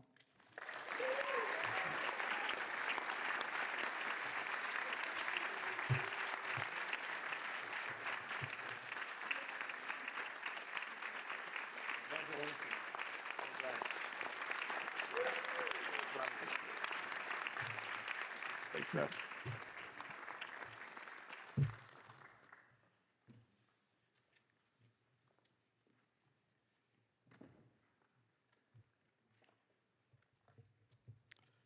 Good afternoon. It's my pleasure to present Sarah Swed, an MD PhD student whose time in my laboratory has been nothing short of exceptional. During her PhD training, Sarah pursued a challenging and highly relevant project on Panabacillus thyminolyticus, an emerging human pathogen implicated in devastating neonatal brain infections. In an unusually short period of time, Sarah generated novel and impactful findings. She fluorescently labeled the binding domain of a phage lysine that specifically targets Panabacillus and used it to develop a fluorescent-based assay capable of identifying the organism. This provided a much-needed diagnostic tool for the clinician, particularly because these infections have been repeatedly misdiagnosed and resulting in poor outcomes. Overall, her work established an essential diagnostic, a potential therapeutic, and a potential therapeutic for Panabacillus, while also advancing our understanding of this newly emerging pathogen. From the onset, Sarah demonstrated an unusual combination of intellectual rigor and technical skill. She mastered complex laboratory methodologies within weeks and quickly transitioned to work independently. This was a reflection not only of her ability, but also of a strong foundation she built through prior work here at Rockefeller University and her international training in Germany. These are qualities that define not only a successful scientist, but a future leader in medicine. Her work is now being prepared for publication in collaboration with our colleagues at Yale University, and she will continue her clinical training at Weill Cornell Medicine. Sarah will have a special place in the history of my laboratory. She will be the last student trained in what is the only laboratory at this university whose lineage has spanned over 100 years, 104 to be exact, and 4 successive lab heads.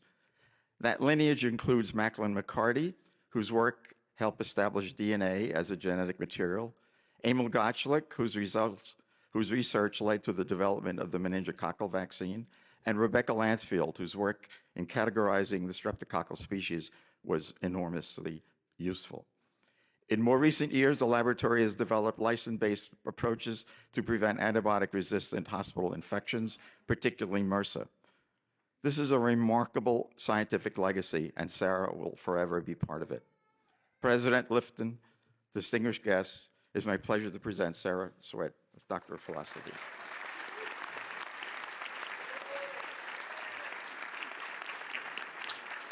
Great presentation, Jim. Congratulations. Very proud of you. Best of luck. You deserve it.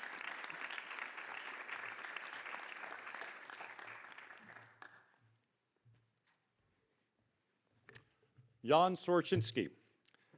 Jan came to Rockefeller by way of Oxford and the Salk Institute with deep experience in molecular biology, protein biochemistry, genome engineering, and computational genomics. At Rockefeller, he brought all of these skills to bear on an ambitious problem: how to map the architecture of the human genome at nucleosome resolution. His thesis work centered on engineering caspase-activated DNase for chromosome conformation capture, leading to CAD-C and CAD-WalkS, methods that combine careful enzymology with sophisticated analysis of genome structure. Jan also developed OpenTN5, an open source resource for TN5 transposase purification and characterization, which has been requested by dozens of laboratories internationally. His accomplishments have been recognized with a Boehringer Ingelheim Fund Ph.D. fellowship, a Robertson Therapeutic Development Fund Award, and a patent application for the engineered CAD system. Jan is leaving us, but he will be right across the street. He's beginning a postdoctoral fellowship at Memorial Sloan Kettering, where he will continue to explore chromatin biology and genome architecture. Mr. President, Mr. Chair, esteemed guests, it is my honor to present Jan Swarczynski.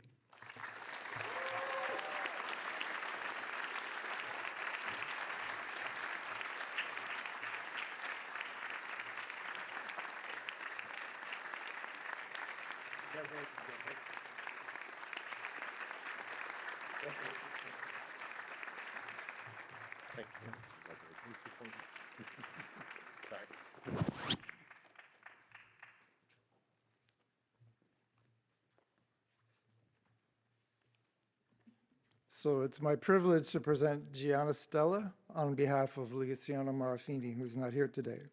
And I was on Gianna's thesis committee, so I can corroborate what Luciano says. Gianna graduated from the Stevens Institute of Technology in New Jersey in 2018 and joined the Tri-Institutional Program in Chemical Biology in 2019.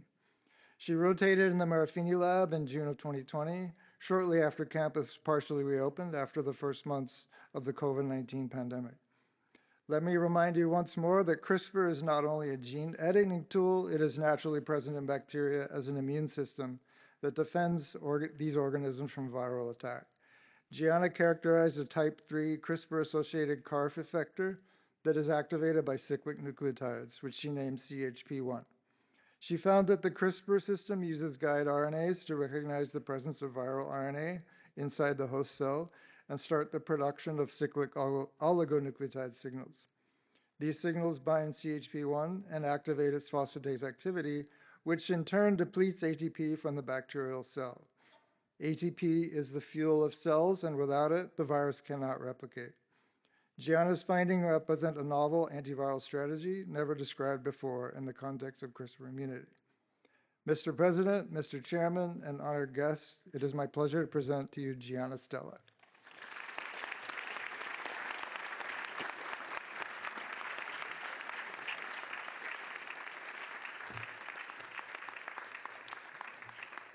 Congratulations. Very proud of you. Good luck in the future. Thank you for presenting me.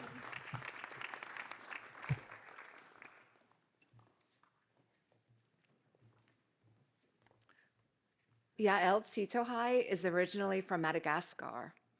Okay, at least according to ChatGPT, Tsitohai is a Malagasy word meaning unstoppable, enduring, and resilient. And I'm going to go with that, even if it's not true. Something that cannot be overcome or overpowered. What a perfect name for this Rockefeller graduate. Yael moved to the United States with her family in high school and attended high school in suburban Maryland. So this alone speaks to her resilience, settling into a completely new culture as a teenager. She excelled in science at Smith College and trained as a research assistant in Mike Greenberg's lab, also a Rockefeller graduate. Look what we can do. Mike Greenberg's lab at Harvard. In my lab, Yael tackled with unstoppable, enduring resilience a gene that we call MOSIN, mosquito sex-specific neuronal. Female and male mosquitoes are different in important ways, perhaps the most important being that only females are able to puncture our skin and drink our blood. What makes male and female mosquitoes so different? First discovered by Nipun Basra in the lab, MOSIN is only the third known gene in the mosquito to make two different versions of a protein, one in males and one in females, highly suggestive of a role in sexual dimorphism. Yael showed elegantly that MOSIN is selectively expressed in subsets of neurons. MOSIN did not give up its secrets easily, and for several years, Yael worked relentlessly to figure out what MOSIN is and does. Toward the end of her Ph.D., she discovered a novel protein domain, never before described in nature, that is present in two copies in the male protein, but only one copy in the female protein. Although other insects have distantly related versions of this gene, only mosquito species show this unique sexual dimorphism in male duplication of this mysterious domain. Extremely intriguing. Throughout her time at Rockefeller, Yael expressed her dual passion for science and education. She co-directed the summer neuroscience program here for many years and was actively engaged in RockEDU science outreach activities. It is therefore deeply wonderful that Yael has moved on to become an educator at the highly regarded Bard High School Early College campus in Brooklyn as a member of the biology faculty. This public school compresses high school schoolwork into 2 years and offers these lucky students 2 years of college-level courses. Bard Brooklyn is so lucky to have this unique, unstoppable, enduring, resilient scientist on their faculty. Mr. President, Mr. Chairman, and honored guests, it is my pleasure to present to you Dr. Yael Tsitohai.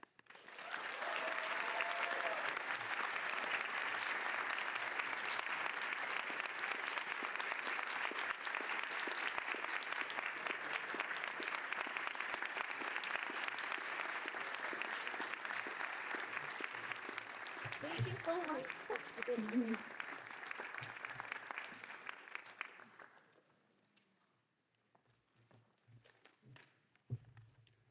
I present Elena Waidman. When I think about Elena, I think about two words that describe her: brilliant and resilient. She takes a rigorous approach to tackling challenging questions, and she comes from a lineage of neuroscientists that do so, like David Leopold at NIH and Jonathan Fritz at the University of Maryland. In their lab, she focused on neurobiology of non-human primate face and auditory communication. When she came to my lab, she wanted to determine the limits of forebrain pathways in generating flexible vocalization in mice. Forebrain pathways are known to be responsible for the ability of what I'm doing now, speech. And it's been a question about how far are these brain pathways exist in other animals we use as laboratory animals, such as mice. For many years, it was believed that only humans and songbirds and a few others had these forebrain pathways. And so Elena performed experiments that tested this idea. First, she developed a miniature ultrasonic microphone system that wore on the mouse's head. All right, so that when mice talk to each other, she can say who's talking. All right, and then she and these microphones are like tiny, the size of my tip of my pinky finger, that were used for buildings that took seismic waves, and instead she applied them to animals, which was never done before. And then she combined these mini microphones with electrodes in the brain in the areas where we think the vocal regions are at, and saw that when mice sing to each other, particularly males courting females, They do have activity in their forebrain like we see in humans and songbirds, but it's very sparse. But she looked long and hard and found some, few neurons and showed that they really do make a difference in the way the mice sing. So Elena further characterized mice that we genetically modified to be more human-like with a gene called plexin A1, a gene that controls neuroconnectivity, and found that the cortex in these mice had even stronger control over the vocal organs than in mice that were wild type, indicating that we have mice that can control their vocalizations more readily than wild type, like humans do. They weren't totally human, although we call them humanized mice. Her findings support what we call the continuum hypothesis of vocal learning, that this ability of language is not all or none, but some species have some components further advanced more than others.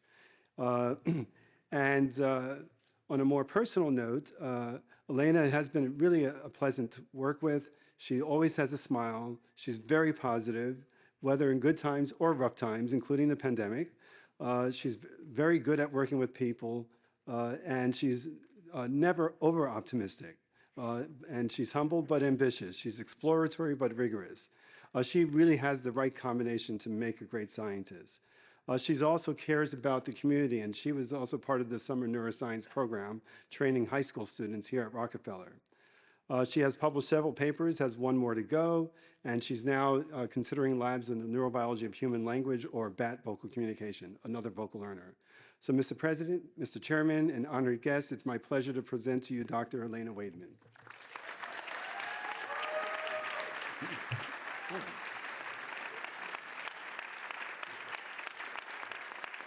Congratulations. Very proud of you.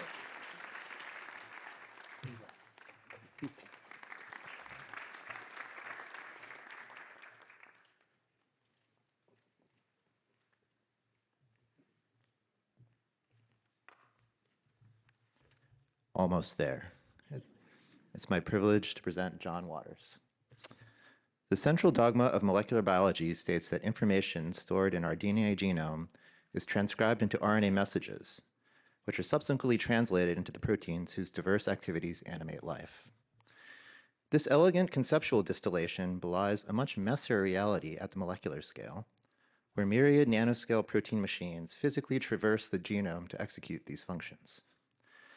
Just as cars whizzing along a crowded highway may crash, these protein machines can collide with obstacles as they motor along DNA. Unlike car crashes, these encounters can have both positive and negative consequences, sometimes counterintuitively improving the reliability of these machines, while at other times disrupting them. The physical mechanisms underlying this duality have been a mystery due to the challenge of capturing dynamic collisions in action for atomic-level scrutiny. John Waters' thesis research made a major step forward in addressing this problem. Focusing on bacterial RNA polymerase, the machine which transcribes DNA into RNA, John used cryo-electron microscopy to visualize both deleterious and beneficial collisions, for the first time capturing active RNA polymerase encountering multiple physical barriers. He found that the polymerase displayed a characteristic structural response that leads it to back away and pause its motor activity, mediated by deformation of the DNA track at the polymerase barrier interface. This allows for transmission of a mechanical stop signal regardless of the barrier's identity, a simple mechanism that can be harnessed to precisely position transcriptional endpoints. He also discovered that polymerase can mechanically deform the structures of barrier proteins, suggesting it can displace problematic roadblocks from DNA after multiple attempts, like a battering ram cracking through a wall.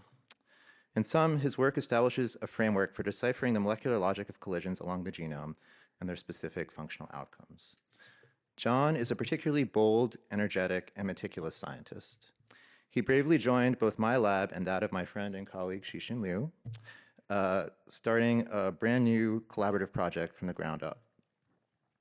John somehow seemed to be everywhere at once, fully participating in the scientific and social lives of both labs.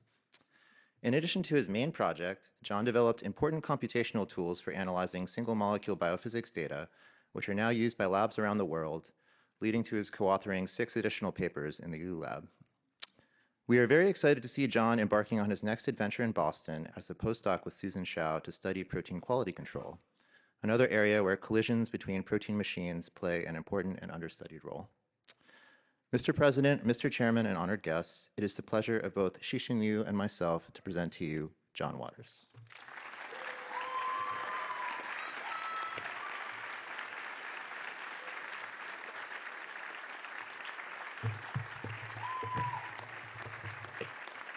Congratulations. Wait,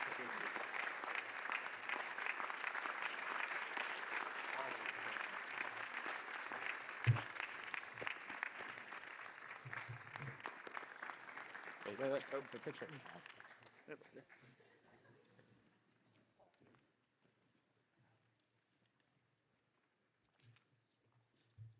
Okay.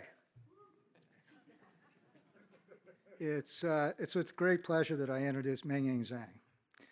Mengying was born in China in the ancient city of Luoyang, which was the capital of China some 4,000 years ago. As a rather restless child, Mengying burned off energy by enjoying the outdoors, which led to a fascination with nature. She was a talented athlete in high school, specializing in long-distance running, soccer, and basketball. After 2 years of high school, she moved to the U.S. and attended De Anza Community College in Silicon Valley. I think that actually is a place where Apple used to release some of their sort of latest products. There, she honed her English skills and then transferred to Cornell in Ithaca, where she completed her undergraduate degree and worked in a plant pathology lab on talons, which are a genome engineering technology precursor to the current CRISPR revolution. Interested in obtaining more laboratory experiments, Mengying moved to Manhattan and joined Sean Brady's lab here at Rockefeller as a research assistant. She did very well, and just a year later, she joined the Rockefeller Ph.D. program. And this remarkable trek from her home country to New York City and Rockefeller gives you a sense of her sort of relentless upward trajectory and movement. So after 2 rotations, Mengying joined our group to work on hepatitis B virus, which is a major global problem, but certainly a huge problem in China. And while we have an effective HBV vaccine and potent virus suppressive drugs, viral cure is rare. Worldwide, there are about 250 million chronically infected carriers at risk of developing progressive liver disease and cancer. And tragically, only about 5% of those infected are being treated. A cure is needed, but unfortunately for HBV, a small DNA virus is very difficult to study. And Mengying began by contributing to the development of a method that has opened up new horizons for HBV studies. She then exploited this to sort of probe the function of one of the HBV messenger RNAs called precore RNA. And the sole function of this viral mRNA was thought to be the production of a secreted antigen important for modulating host immune responses, in particular tolerance and persistence. Mengying showed that mutants in the precore messenger RNA can be found in patients that have lost the ability to produce the tolerizing antigen and can surprisingly make a functional HBV polymerase that's important for virus survival. Her study suggests exciting regulatory steps in the coordination of HBV messenger RNA translation, packaging of that RNA, and then triggering its reverse transcription. And her new insights should help drive new approaches for finding a cure for chronic HBV infection. Mengying is still as energetic as ever and enjoys long walks to sample varied New York City cuisine. She's been a joy to have in the lab with boundless enthusiasm and tenacity matched only by the length of her lab meetings. Later this year, she hopes to return to China to continue work on hepatitis B, and I'm confident that her continuing efforts will get us closer to a sorely needed cure for chronic hepatitis B and eventual elimination of this widespread viral threat. Mr. President, Mr. Chairman, and honored guests, it's my pleasure to present to you Mengying Zhang.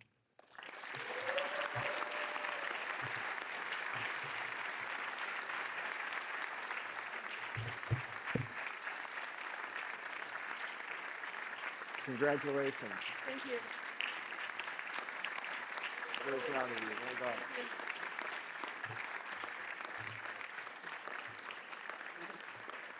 Thank you.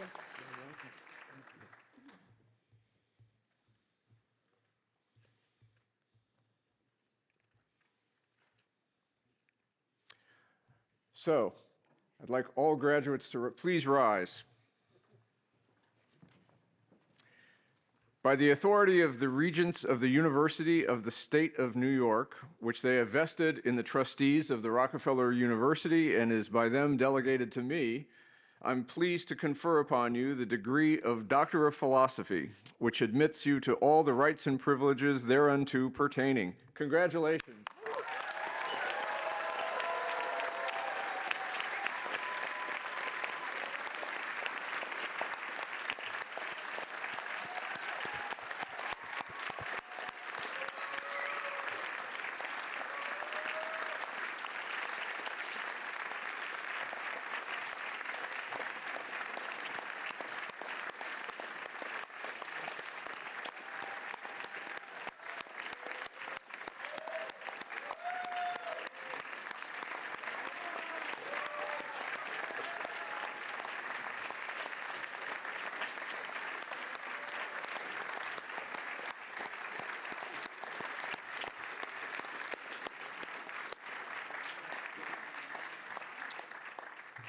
Thank you.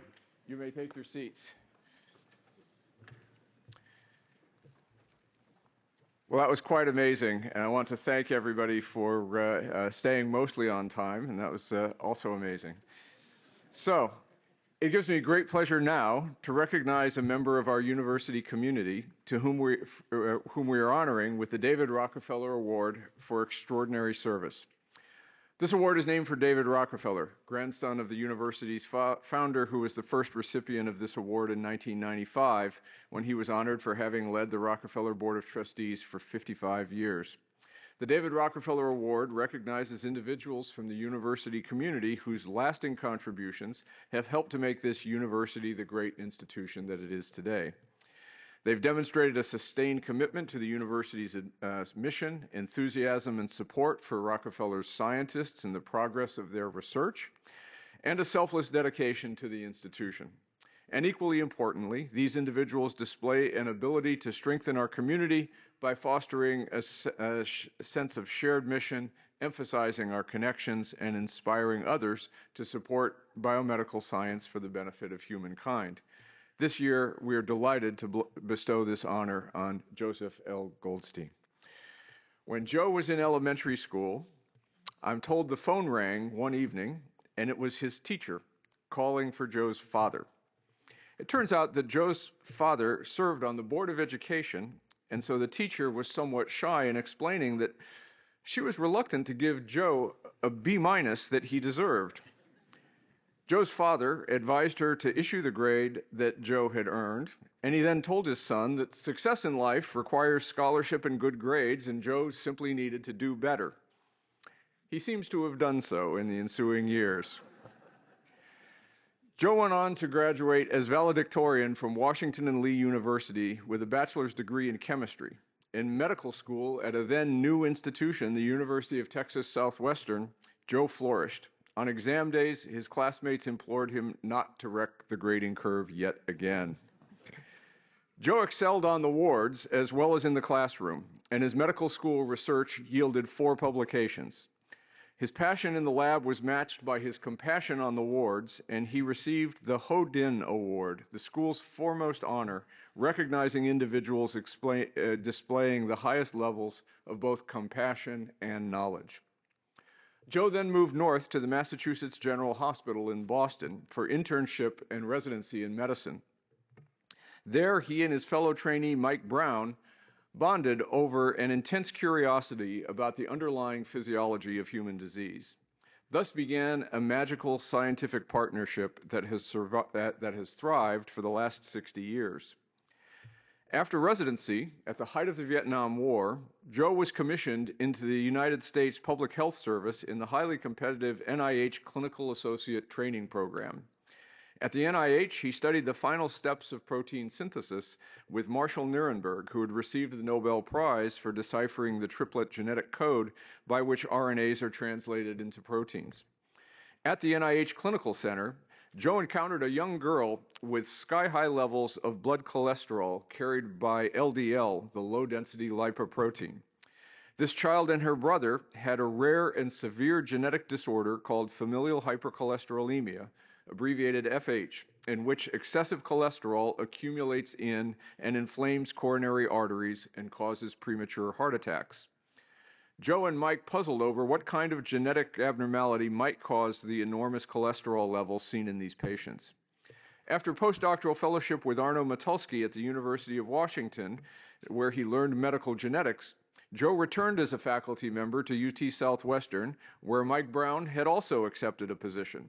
Together, they dug into the FH mystery.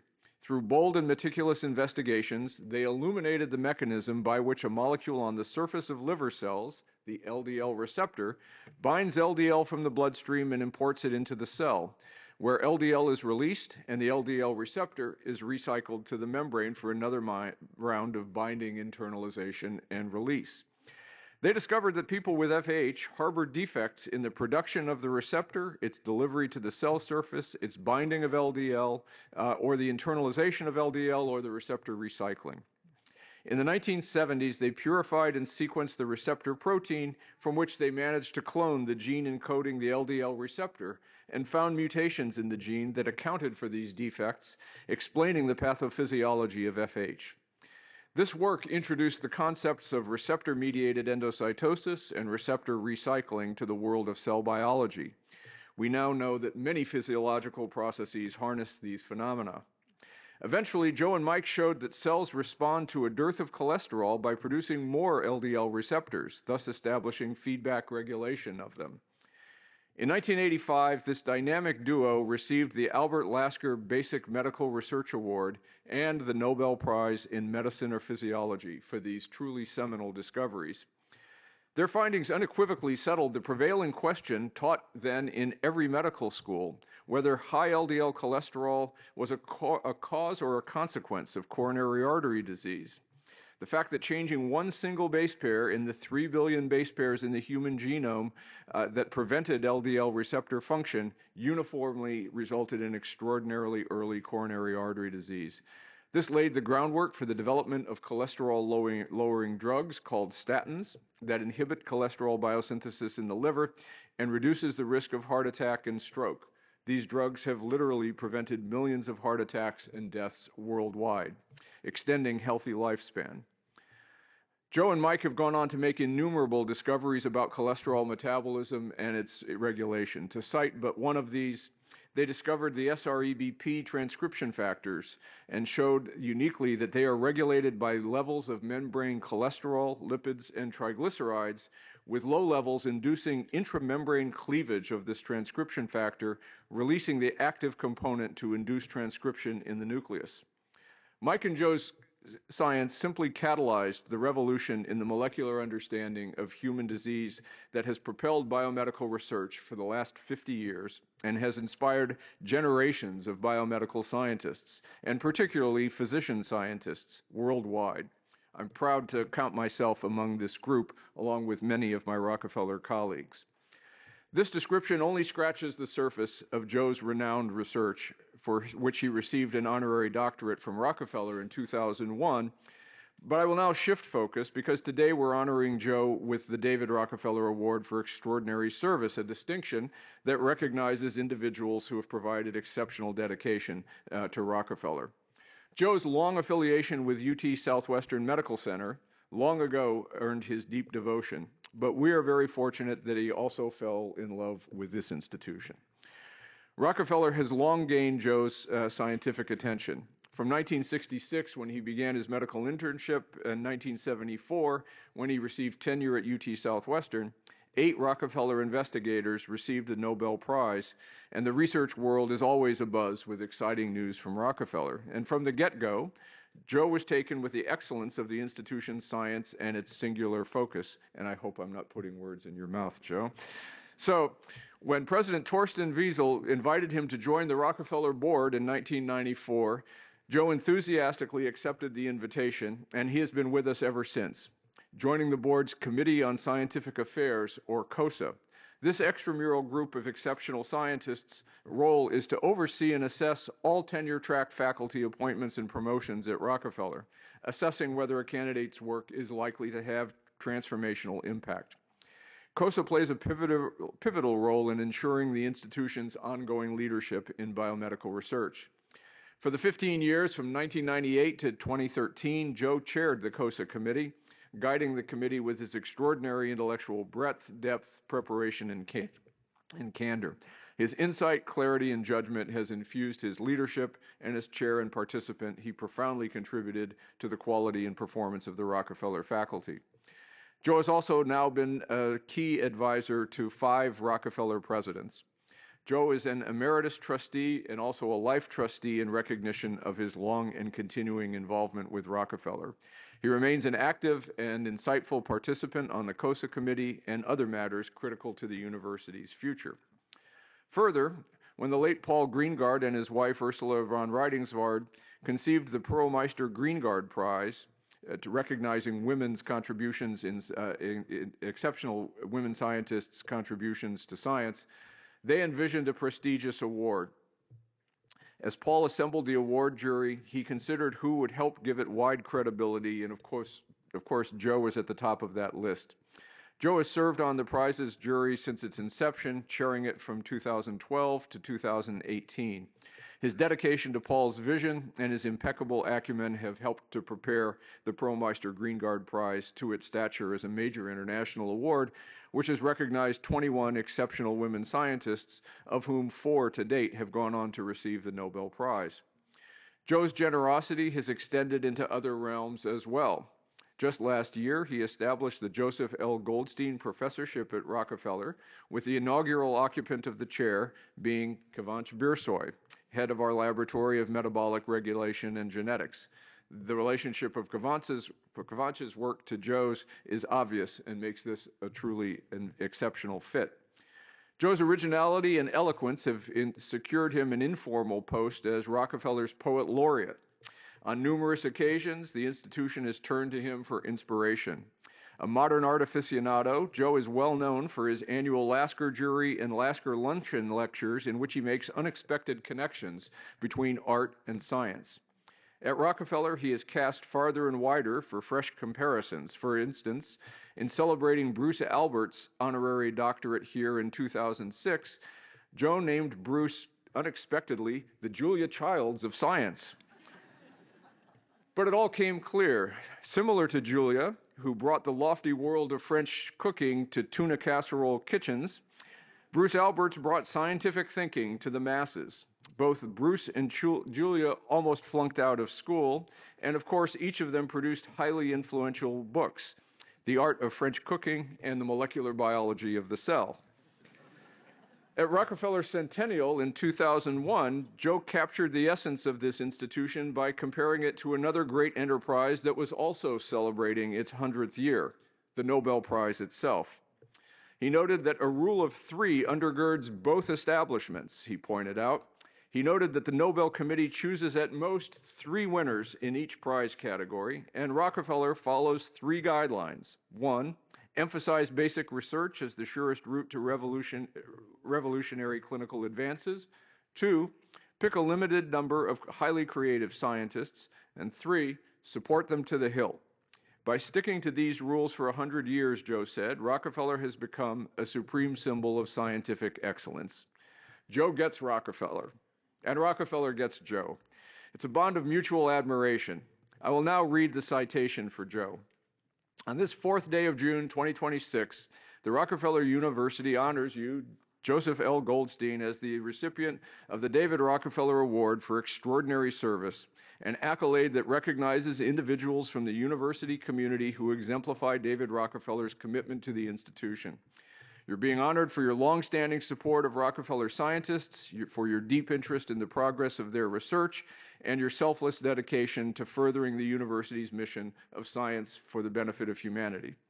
Having made breakthrough discoveries that transformed our understanding of cholesterol metabolism, establishing new paradigms of cell biology, and led to widely used medications that have saved millions of lives, you've been an inspiration to generations of physician scientists and have shared with Rockefeller your scientific acumen and dedication to maximizing the impact of our research enterprise. As a Rockefeller trustee, you've provided sage advice to the university, and you have counseled university presidents. For more than 3 decades, you've contributed your time, insight, and wisdom in private meetings and on public stages. Today, in presenting you the David Rockefeller Award, we recognize and thank you for your profoundly generous, impactful, and enduring relationship with this institution. You're a revered figure in our scientific community and a cherished member of the Rockefeller University family. Joe, please rise to receive your award and citation.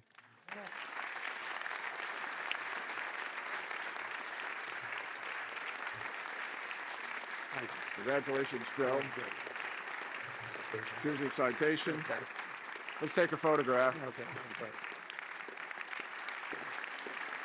All right. The floor is yours.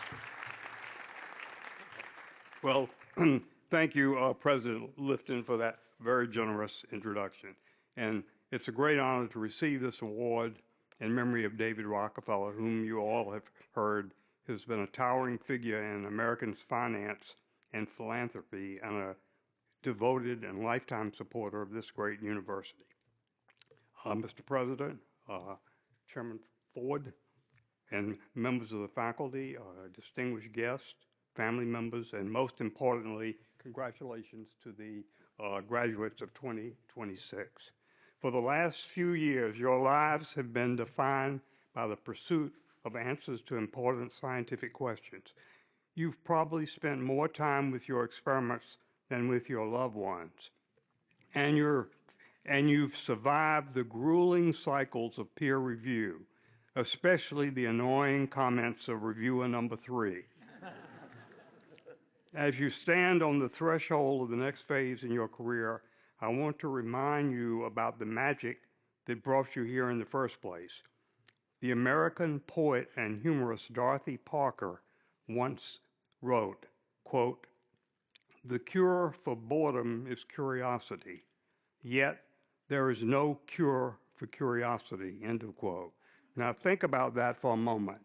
There is no cure for curiosity.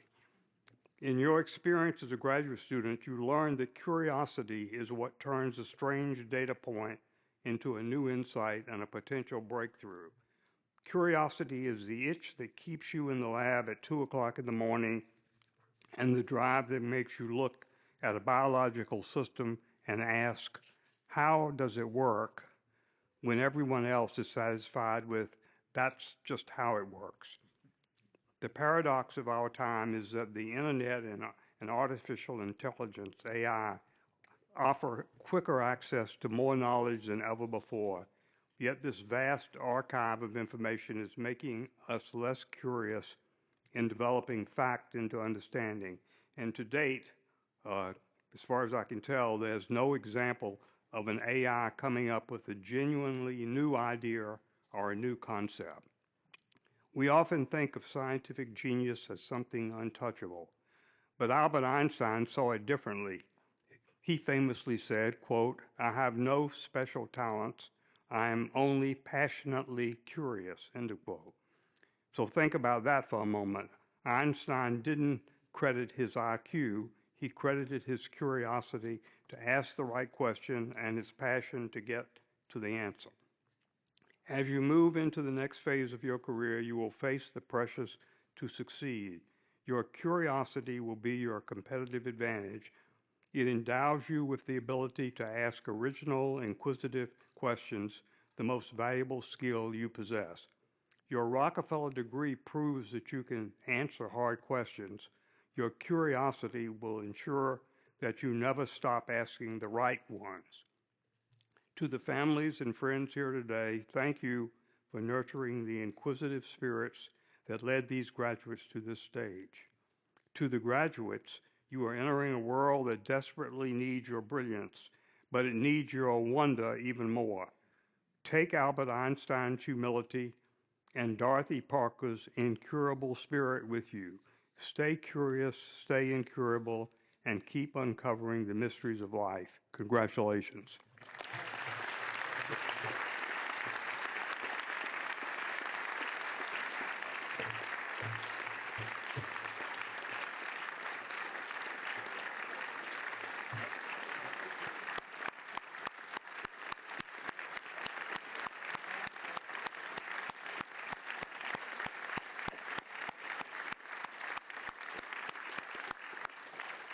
Thank you so much, Joe. It's now my great pleasure to turn our attention to the 2026 recipients of the Doctor of Science honoris causa, Carolyn Bertozzi and Francis S. Collins. These two have shaped the scientific landscape in myriad ways through their vision, innovation, and leadership. It's a great privilege to recognize them today. I'll begin with Carolyn Bertozzi. Carolyn came of age academically during the darkest days of the AIDS epidemic. As an undergraduate at Harvard in the late 1980s and as a graduate student at the University of California, Berkeley in the early 1990s, Carolyn watched as friends died from an infection that was at that time almost always fatal, often rapidly so. That changed in 1995 when the first HIV protease inhibitors received FDA approval. These small molecules selectively block an enzyme required for the virus's life cycle and marked a turning point in the AIDS epidemic. Their use in combination with two HIV reverse transcriptase inhibitors transformed HIV from a progressive and fatal disease to one compatible with a normal lifespan with undetectable levels of virus. And they opened Carolyn's eyes to the power of chemistry and its potential to address big questions in biology and perhaps even save lives. With an intuitive feel for how molecules behave, Carolyn would go on to establish a new way of using chemical reactions to probe biological systems without disturbing their innate operations. The approach, which she dubbed bioorthogonal chemistry, allows investigators to explore the inner workings of living cells and organisms and to design targeted treatments for a range of diseases, including infectious disease and cancer. Carolyn, in fact, did not grow up longing to be a chemist. An avid keyboard player, she contemplated pursuing a career in music, but her parents suggested she consider something that was more likely to lead to gainful employment. So Carolyn compromised by going to Harvard as a pre-med, and it was there that she took her first class in organic chemistry. Although her peers had warned her that the class was insufferable, it was by far Carolyn's favorite course. Somehow it just clicked with her. She could take a look at a molecular structure and know if it was likely to be chemically inert or highly reactive. She went on to graduate school at Berkeley. There she turned her attention to sugars, not single molecules like glucose or fructose, but complex chains of different sugars, often with branches, called glycans. Glycans have diverse functions, often found on cell surfaces, where they play roles in cell-cell signaling and attachment. They've been challenging to study, sufficiently so that Carolyn thought the field was wide open and thought she could make a meaningful contribution. Cells are covered with glycans, like the candy coating of M&Ms. This carbohydrate cloak not only protects cells, it dictates much of what happens in the body, driving developmental connections, fostering interactions between cells, and helping the immune system distinguish friend from foe. But Carolyn wanted to watch glycans in action. While proteins could be labeled and followed on cell surfaces and within living cells, no good tools existed for tracking glycans in living cells. An idea about how to do this came at a 1994 meeting of the Joint Anatomical Societies of Great Britain and Germany. Never doubt that great ideas can come from the most unlikely sources. There, she met a German biochemist, Werner Reuter, who told her about his work on glycan biosynthesis. He showed that metabolic precursors to the simple molecule sialic acid could be modified and fed to cells with the modification appearing in complex cell surface glycans. Sialic acid was a good starting point since it is typically found at the very end of glycan chains and branches, making it accessible. Carolyn proposed that you might put a special tag on the metabolic precursor to sialic acid that could appear on the cell surface and only react with a highly specific reagent bearing a fluorescent tag or another identifier. This would therefore allow in vivo tracking of any glycan-containing sialic acid in real time in cells and tissues, which could have very wide applications. But this idea posed multiple challenges. These chemical reactions had to be abiotic, inert, and not involved in normal biological processes, lest they be quickly consumed by cellular metabolism. For metabolically labeling sialic acid, Carolyn thought of an azide group, a chemical group that is relatively biologically inert and not normally found in cells. Interestingly, an azide group was a key component of AZT, azithromycin, the first antiviral drug for HIV. She showed that by inserting azide into the metabolic precursor for sialic acid, the chemical could be taken up by cells and would end up in a modified sialic acid on the cell surface. She found that azides could also be inserted into other glycans by modifying simple sugars like fucose and galactose. The azide group in the resulting glycans could then selectively react with other chemicals such as phosphine, bearing a fluorescent tag, uniquely identifying complex glycans containing the azide-modified sugars. But the reactions were far too slow to be generally useful in vivo. Importantly, other chemists had discovered that they could cause compounds to react with azides by using copper as a catalyst. This was the foundation for click chemistry, which had won the Nobel Prize. But copper could not be used in vivo because it's highly toxic to living systems. A key insight came when Carolyn remembered teaching Berkeley undergraduates about the chemical principle of ring strain. Various rings of carbon atoms are under energetic strain and are consequently highly reactive. She wondered whether azides might react with carbon rings under strain in living systems. Her graduate student, Nick Agard, found a paper in German from 1961 that contained the two words, which may have been the only words he recognized in the German language, azide and explosion, which caught his attention. He figured out how to attach a fluorescent probe to a ring-strained cyclooctane comprising 8 carbons with 1 triple bond between adjacent carbons introducing strain, and showed that it specifically and rapidly reacted with azide and could uniquely label azide-bearing glycans. Further modifications increased the reaction speed even greater. They found that they could distinctly label different glycans by feeding different azide-tagged sugars to cells or administering them to animals, along with cyclooctanes bearing different fluorescent tags. When they did this during the development of a zebrafish, which are transparent, they found that they could track each glycan as they appeared in different tissues during development, demonstrating the profound potential of this approach. So this approach not only opened a new window on vertebrate development but it provided a new tool for observing and studying the biology of glycans in living systems. And it allowed Carolyn to explore ways to investigate disease and to contemplate production of targeted therapeutics. Her work with zebrafish led to additional studies that spawned the discovery of a sugar that only tuberculosis bacteria consume, a predilection that she leveraged to develop a rapid and inexpensive diagnostic test for tuberculosis. Carolyn has since founded a dozen biotech companies to translate her work into a range of new diagnostics and therapeutics. In particular, her bioorthogonal approach has enabled the design of targeted cancer therapeutics that deliver a chemotherapeutic drug that is only activated when bioorthogonal chemistry introduces it into specifically targeted cancer cells, increasing the drug's efficacy while minimizing off-target effects. She has also developed a system that boosts immune cells' ability to eliminate tumors. Cancer cells that are coated with a unique type of sugar that binds to immune cell receptors, inhibiting their activation. To reverse this immune suppression, Carolyn took an antibody that targets cancer cells and armed it with a decoy receptor that can bind to the cancer cell sugars, keeping them from interacting with the legitimate immune cell receptors. This strategy has shown promise in preclinical models. Carolyn's chemical creativity has earned her numerous honors and distinctions.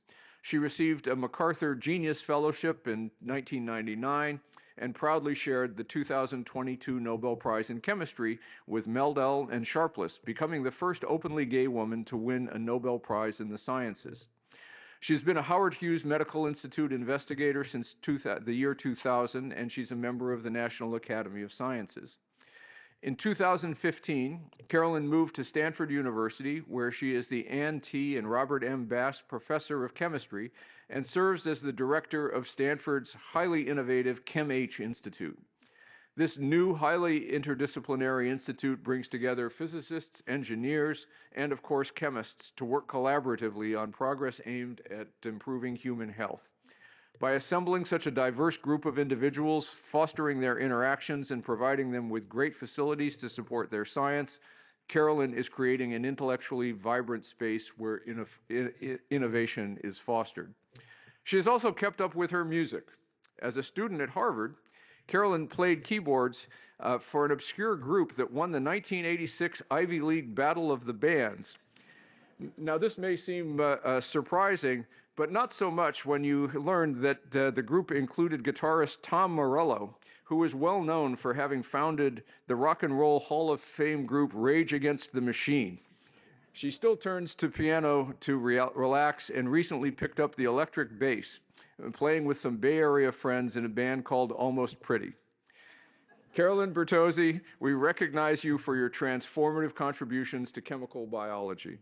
Your pioneering development of bioorthogonal chemistry has revolutionized the ability to chemically modify glycans in living organisms while preserving natural cellular processes. Your work has transformed our understanding of how complex carbohydrates guide biological processes, opening new avenues for therapeutic development. It is our great privilege to confer upon you the degree of Doctor of Science honoris causa. Please rise to receive your hood and diploma.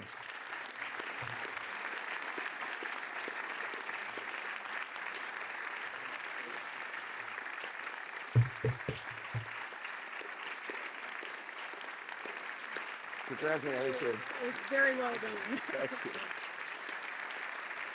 These are labors of love. We're so happy for you and proud to recognize you. Thanks so much. Yes. I think Rick should get an extra honorary degree for that summary of the life and times of myself. That was pretty epic. What an honor it is to be included with this amazing group of scientists and get hooded alongside them today. So please join me once again in congratulating all the amazing students earning their PhDs.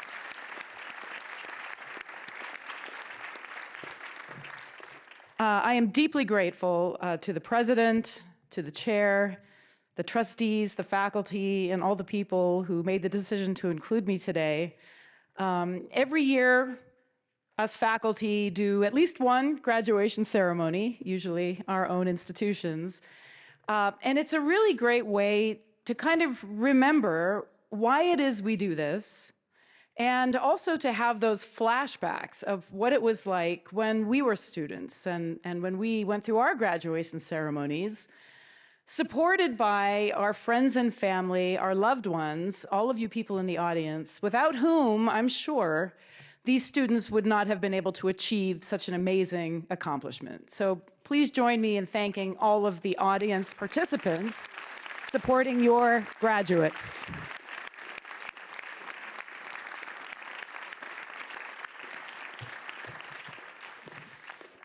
And it's also a reminder to me that among the most recognizable advanced degrees, I think the PhD is the weirdest, right? Because it's so unscripted from top to bottom. Just as a case in point, you can compare the PhD with how we view the MD, right? When you go to pursue a medical degree, you're kind of following a workflow. There's a script. And if you follow it and do what you're supposed to do when you're supposed to do it, 4 years later, quite predictably, you'll come out the other end with an MD. And why does a person get an MD? Because they want to be a doctor. And when a person goes to law school, they'll follow their script. They'll do what they're told, follow the workflow. 3 years later, they'll emerge with their JD. And they went to law school because they want to be. That's right. And then you have these folks. They decided to pursue a PhD. When they started out, if you asked them, what will the workflow look like? What will be the components of your PhD? They would say, I have no idea. And then you say, okay, that's fine. I guess you'll figure it out. But at least, when will you graduate? Well, I don't know, right? Okay, just start with that. Think about that. And yet, They arrive, they learn, they grow, they meet people, they talk to people, they absorb, and then they start making decisions.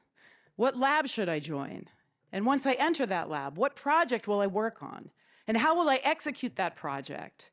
And how will I know years later whether that project is working? How many of you did not finish with the same project you started with? Like every single one. And that means along the way, they encountered failure. They struggled. They were confused. They were disappointed. They got up every morning and dusted themselves off and came back to the lab and said, all right, now what?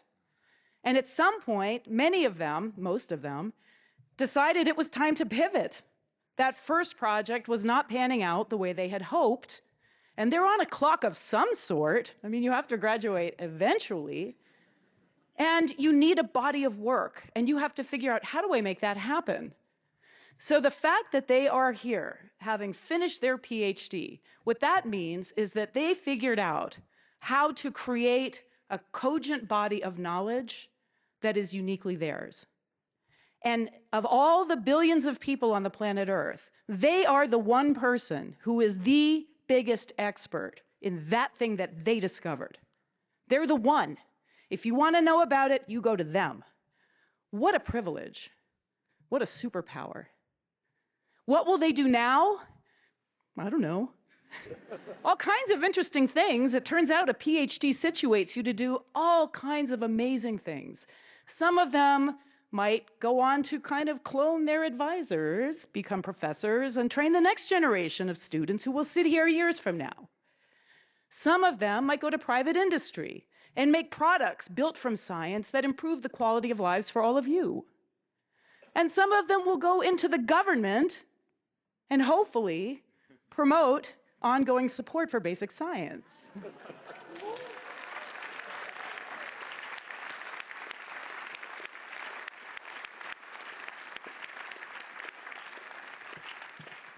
But regardless of where they end up, I know, from everything I know about Rockefeller University, this luminous place that has produced so much knowledge that has changed humanity for the better, that they have the foundation to do what few people can do, and all of us will benefit. So with that, please join me in one last round of applause for the graduates of 2026. Thank you so much. Really appreciate it.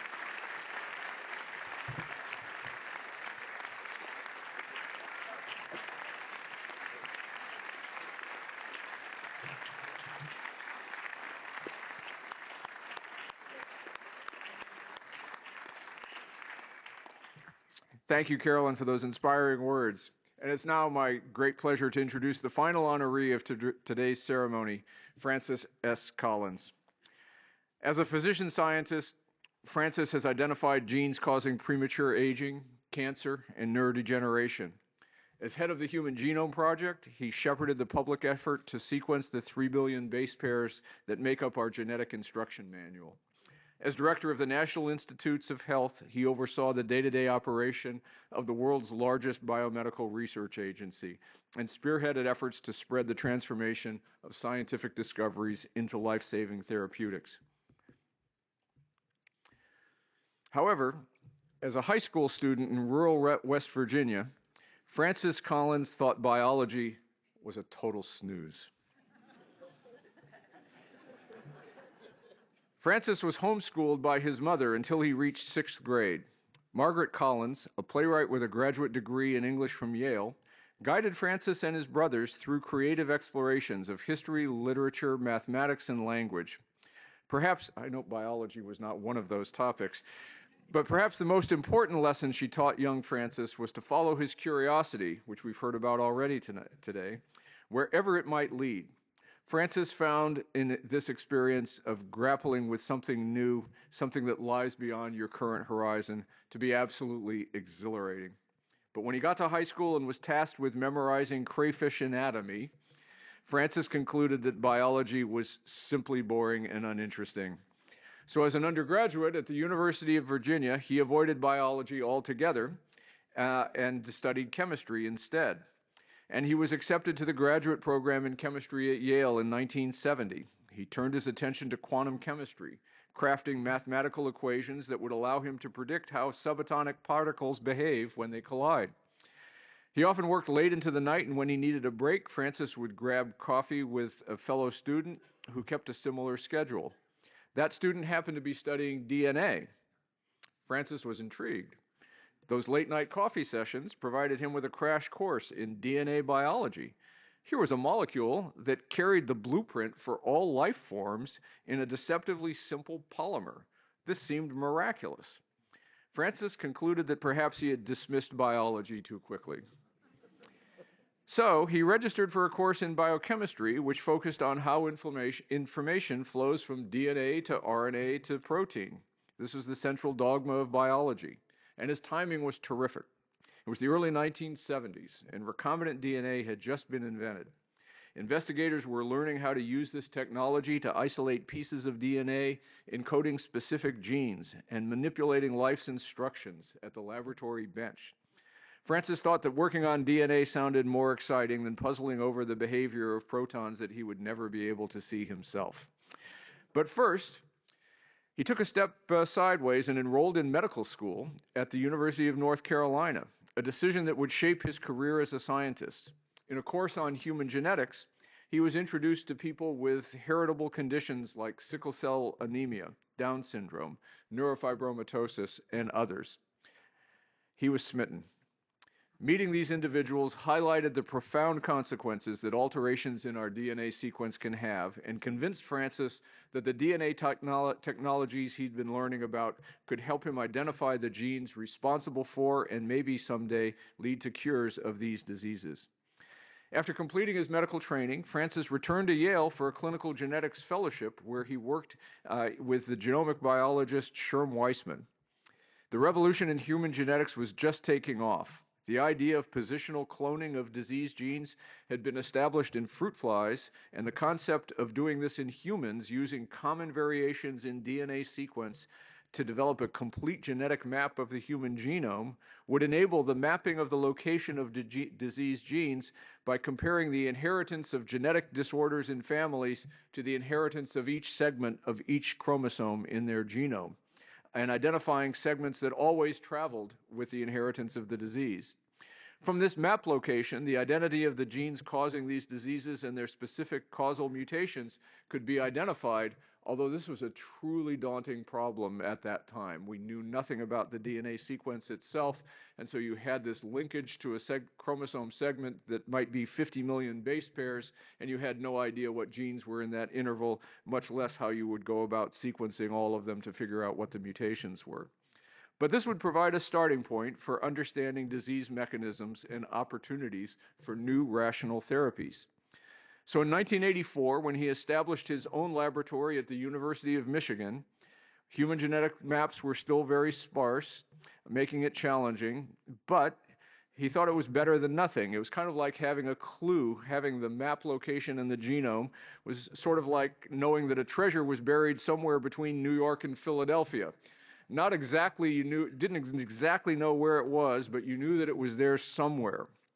Well, in 1985, Lap-Chi Choi in Toronto mapped the gene whose mutation causes cystic fibrosis to a segment of chromosome 7, with the most likely distance from the closest linked genetic marker of about 15 million base pairs, very far away. But within a few months, polymorphisms much closer to the cystic fibrosis gene were identified, refining the location to a few million base pairs, still a daunting challenge. But this refinement provided a useful starting point for Francis, because he had developed a fascinating method of chromosome jumping, cloning the ends of long pieces of DNA to get sequence anchors that are only about 100,000 bases apart, allowing a more fine-grained refinement of map locations from which you might be able to identify the gene. This did lead to the identification of the cystic fibrosis gene in 1989, revealing a mutation found in about 90% of cystic fibrosis patients of European ancestry.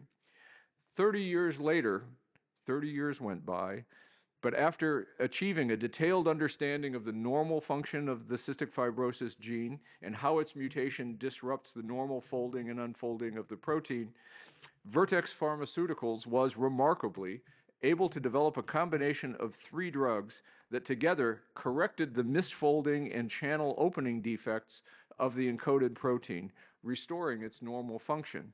These drugs have profoundly transformed the lives of cystic fibrosis patients, and most patients in the United States who have this disease are now on therapy that is profoundly changing the course of their lives.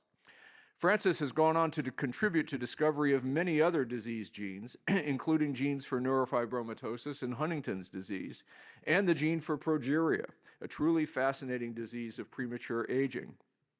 Along the way, however, Francis was asked by then NIH Director Bernadine Healy to take on leadership of a very audacious undertaking, perhaps the most in the history of biology, an effort to fully sequence the 3 billion base pairs that make up the human genome.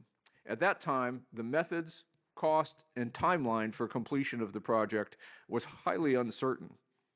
At first, Francis declined. He was very happy in his current role, very productive, very satisfied by what he was doing. But Bernadine persisted and proposed a thought experiment.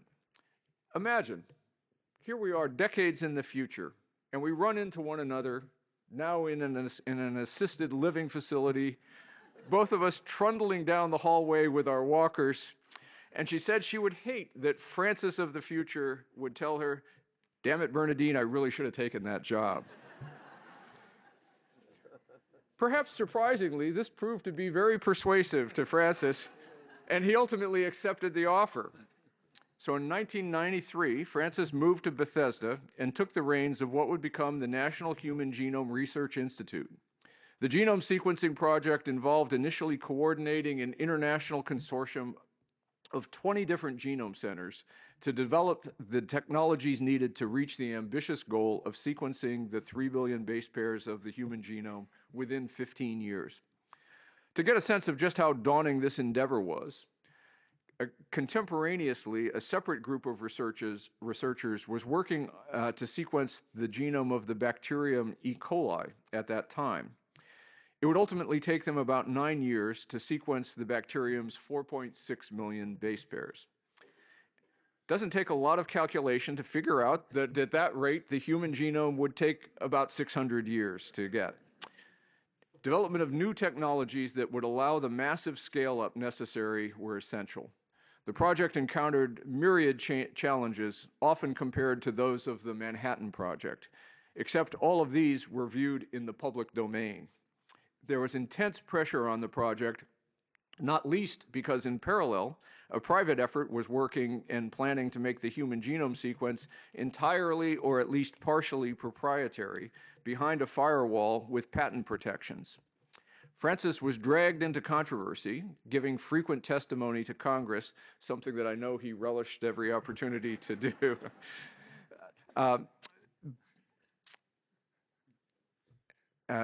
But spurred on by the competition, the project ultimately produced a very useful draft sequence in the year 2000, far ahead of schedule.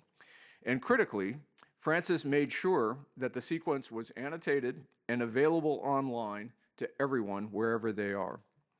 Equally critical, the public effort had assembled a scaffold of long chromosomal segments from which short pieces were derived in sequence, allowing local assemblies that could ultimately then be put together to complete the sequence. In contrast, the draft sequence from the private effort simply sequenced short random fragments that resulted in short unlinked pieces that had no reasonable path to completion. Francis's leadership throughout this period was absolutely exceptional, notable for his relentless optimism in the face of a lot of stress, while resolutely steering a sometimes skeptical Congress and a perpetually fractious international coalition toward this goal. The ultimate success of the project and the open access to this treasure trove of sequence data revolutionized our approach to studying human health and disease with identification of rare mutations with large effect on disease risk, of which there are now thousands, and millions of common variations across the human genome that contribute small effects but collectively account for much of the heritability of disease. These sequence variants explain or contribute to the causes of cancer, cardiovascular disease, diabetes, obesity, neurodegeneration, and thousands of individually rare diseases. From the resulting mechanistic insights, astonishing advances in therapeutics using immunotherapy for cancer, gene editing, living cells as drugs, protein folding correctors, therapeutic antibodies, gene therapies, RNA vaccines, and GLP-1s are transforming the lives of patients and are a direct consequence of the genome sequence. In 2007, Francis was awarded the Presidential Medal of Freedom, the nation's highest civilian honor, for his efforts to decode human DNA and improve human health. But Francis wasn't finished with his years of public service. I don't know what kept him on. But in 2009, President Obama, and that may be the explanation, asked Francis to serve as the director of the National Institutes of Health, a position he would hold for 12 years through 3 presidential administrations. As the head of the world's largest public funder of biomedical research, Francis focused on translating basic science into clinical applications. He launched initiatives to accelerate progress toward an era of precision medicine. And through the COVID pandemic, he oversaw the rapid development of mRNA vaccines that saved millions of lives.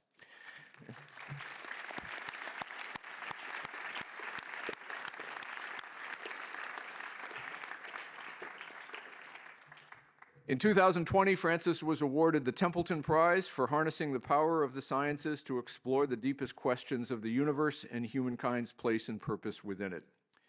Francis, as scientists who are deeply engaged in similar enterprises, we recognize you for your enormous contributions to science and society. In the laboratory, you've made extraordinary discoveries in human genetics and genomics. Your leadership of the Genome Project resulted in historical accomplishment, paving the way for the last 2 decades of achievements in biomedicine.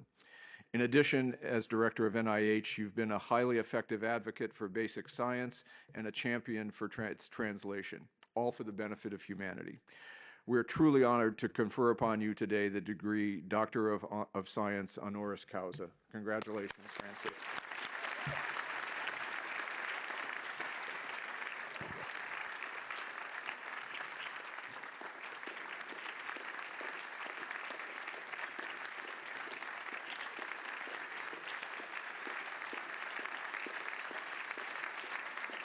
So proud of you, Francis. Thank you so much. That was just one amazing citation and storytelling. How did you know about Bernadine Healy in that story? My gosh. Well, thank you. I have my walker with me. Yeah, we'll all meet in the assisted living later, and we'll talk about it. Well, President Lifton and Chairman Ford, ladies and gentlemen, but mostly congratulations, graduates, class of 2026.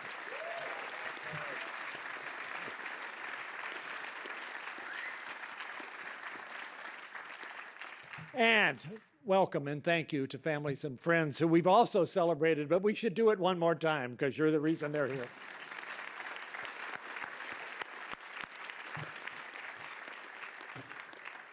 It's a great honor for me to be recognized in this way this afternoon, and particularly to share this podium with my friends Joe Goldstein and Carolyn Bertozzi, people I've greatly admired.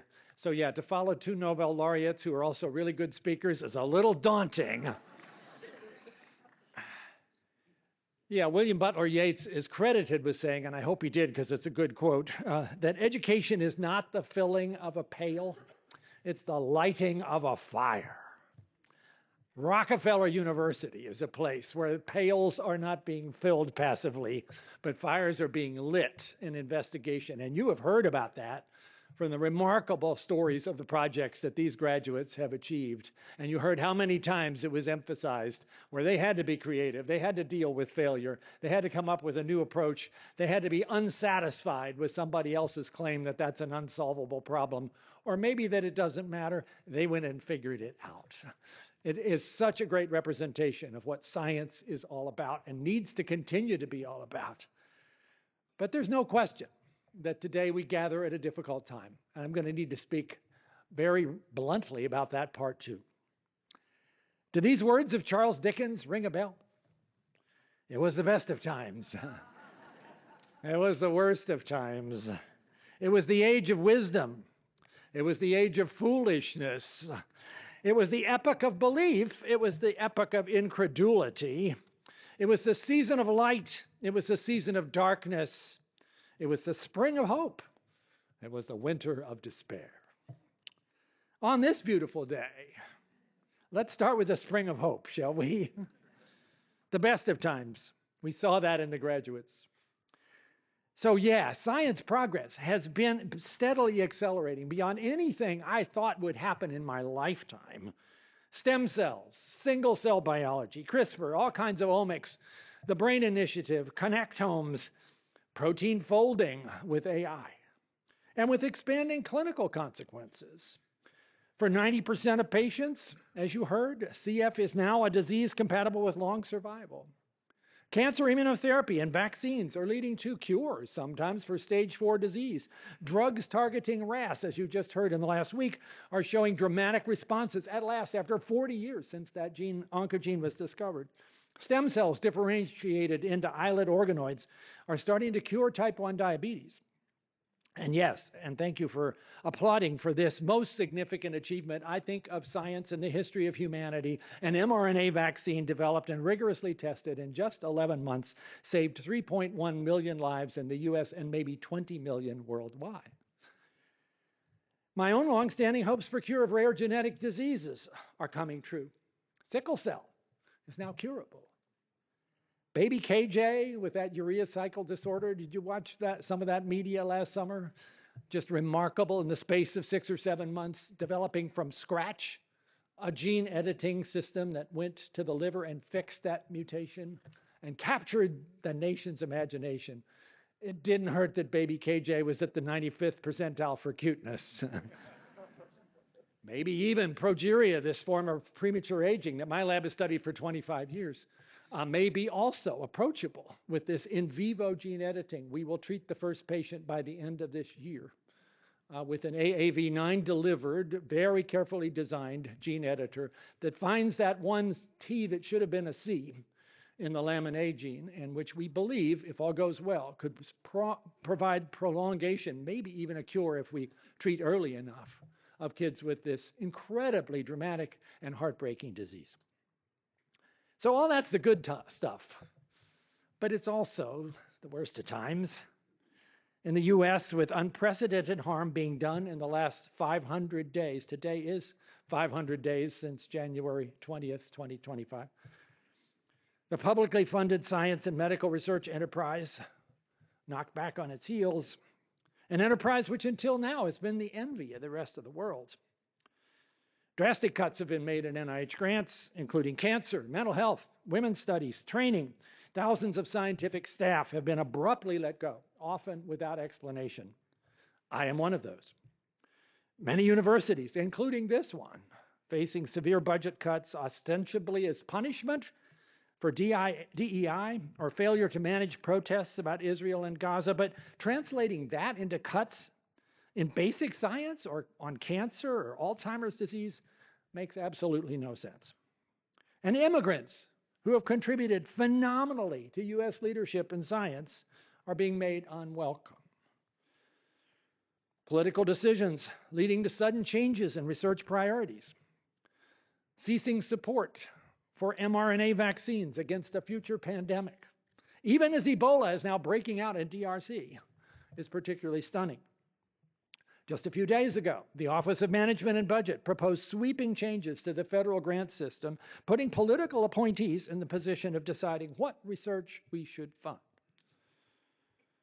And perhaps the most devastating of all, the dismantling of USAID and PEPFAR has abruptly left millions of individuals in vulnerable parts of the world without a safety net, with no time to develop alternatives. This is simply a human catastrophe. And it is also a moral catastrophe.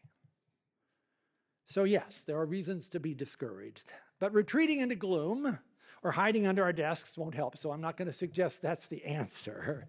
More than ever, graduates and the rest of us, we need to tell our story and tell it effectively. We probably also need to continue to invest in other aspects of our life experience that will lift our spirits. I'm glad to know that some of us, Carolyn and myself, are very much helped by music, and I've learned at this gathering that many of the students who are just graduating are in that same space. We could do a lot more with that. Carolyn, when you bring your bass to DC, and I'll let you join my band, and we'll have a pretty good jam session.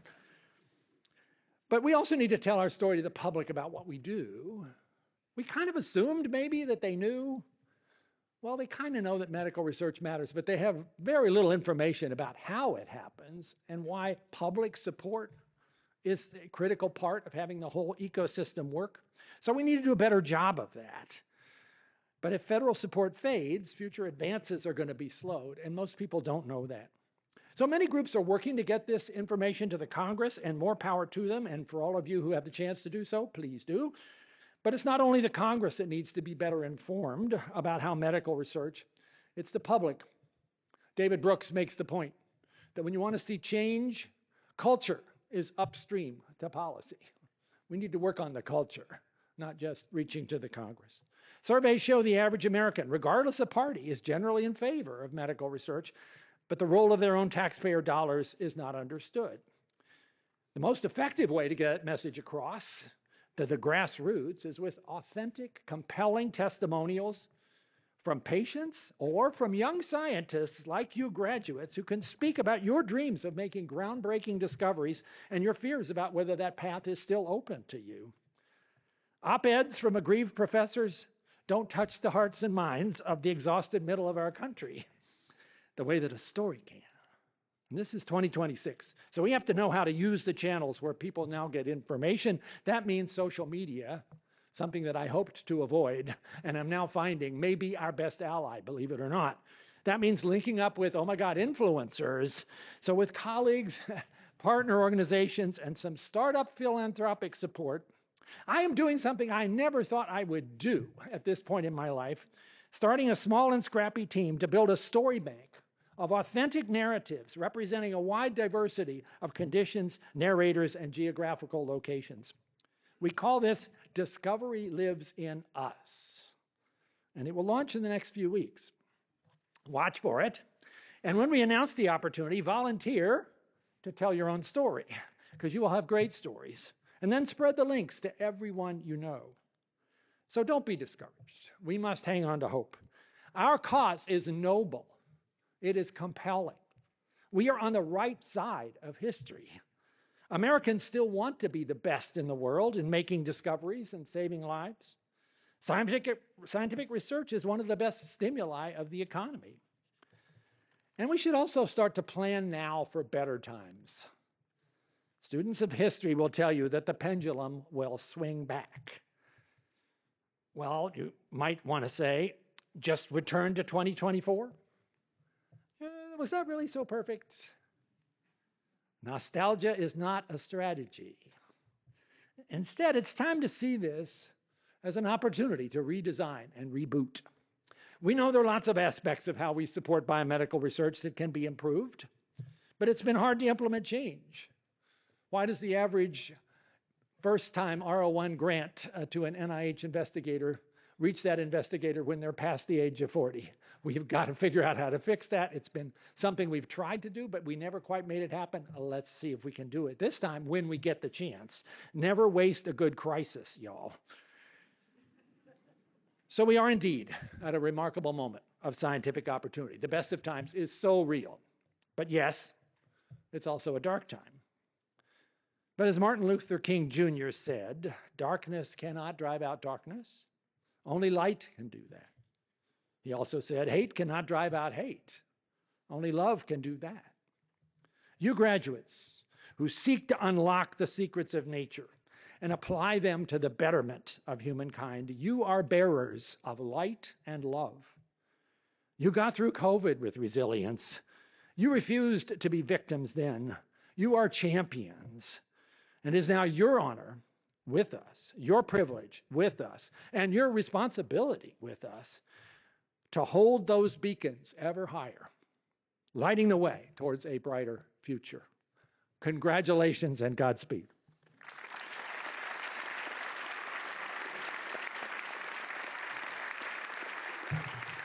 Thank you, Francis. That was magnificent.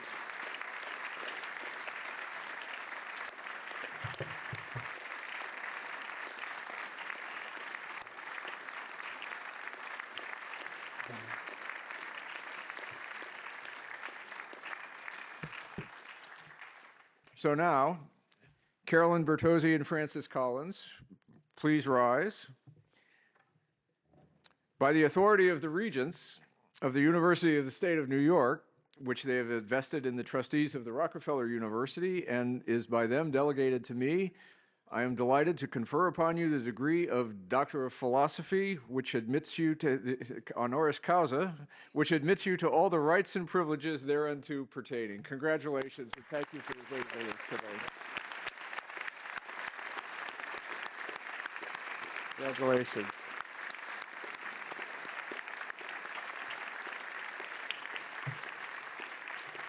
So, to all of our distinguished honorees, to the faculty, staff, especially the students, and friends and families, and again, this concludes the 68th Convocation of the Rockefeller University, and on behalf of the graduates and honorands, I'd like to invite everyone to a reception on the lawn outside the Abbey Aldrich Rockefeller Hall immediately after we leave. And if I could ask you to please remain standing in your seats until all of the marchers have exited the auditorium. Once outside, the graduates and honorary degree recipients, along with everyone else on the stage, and the faculty presenters will assemble for a class photograph on the steps of the Rockefeller University Hospital. And after that, the graduates will join their families and friends at the reception. And now I ask that you all please rise. Music? Cue the music. There we go.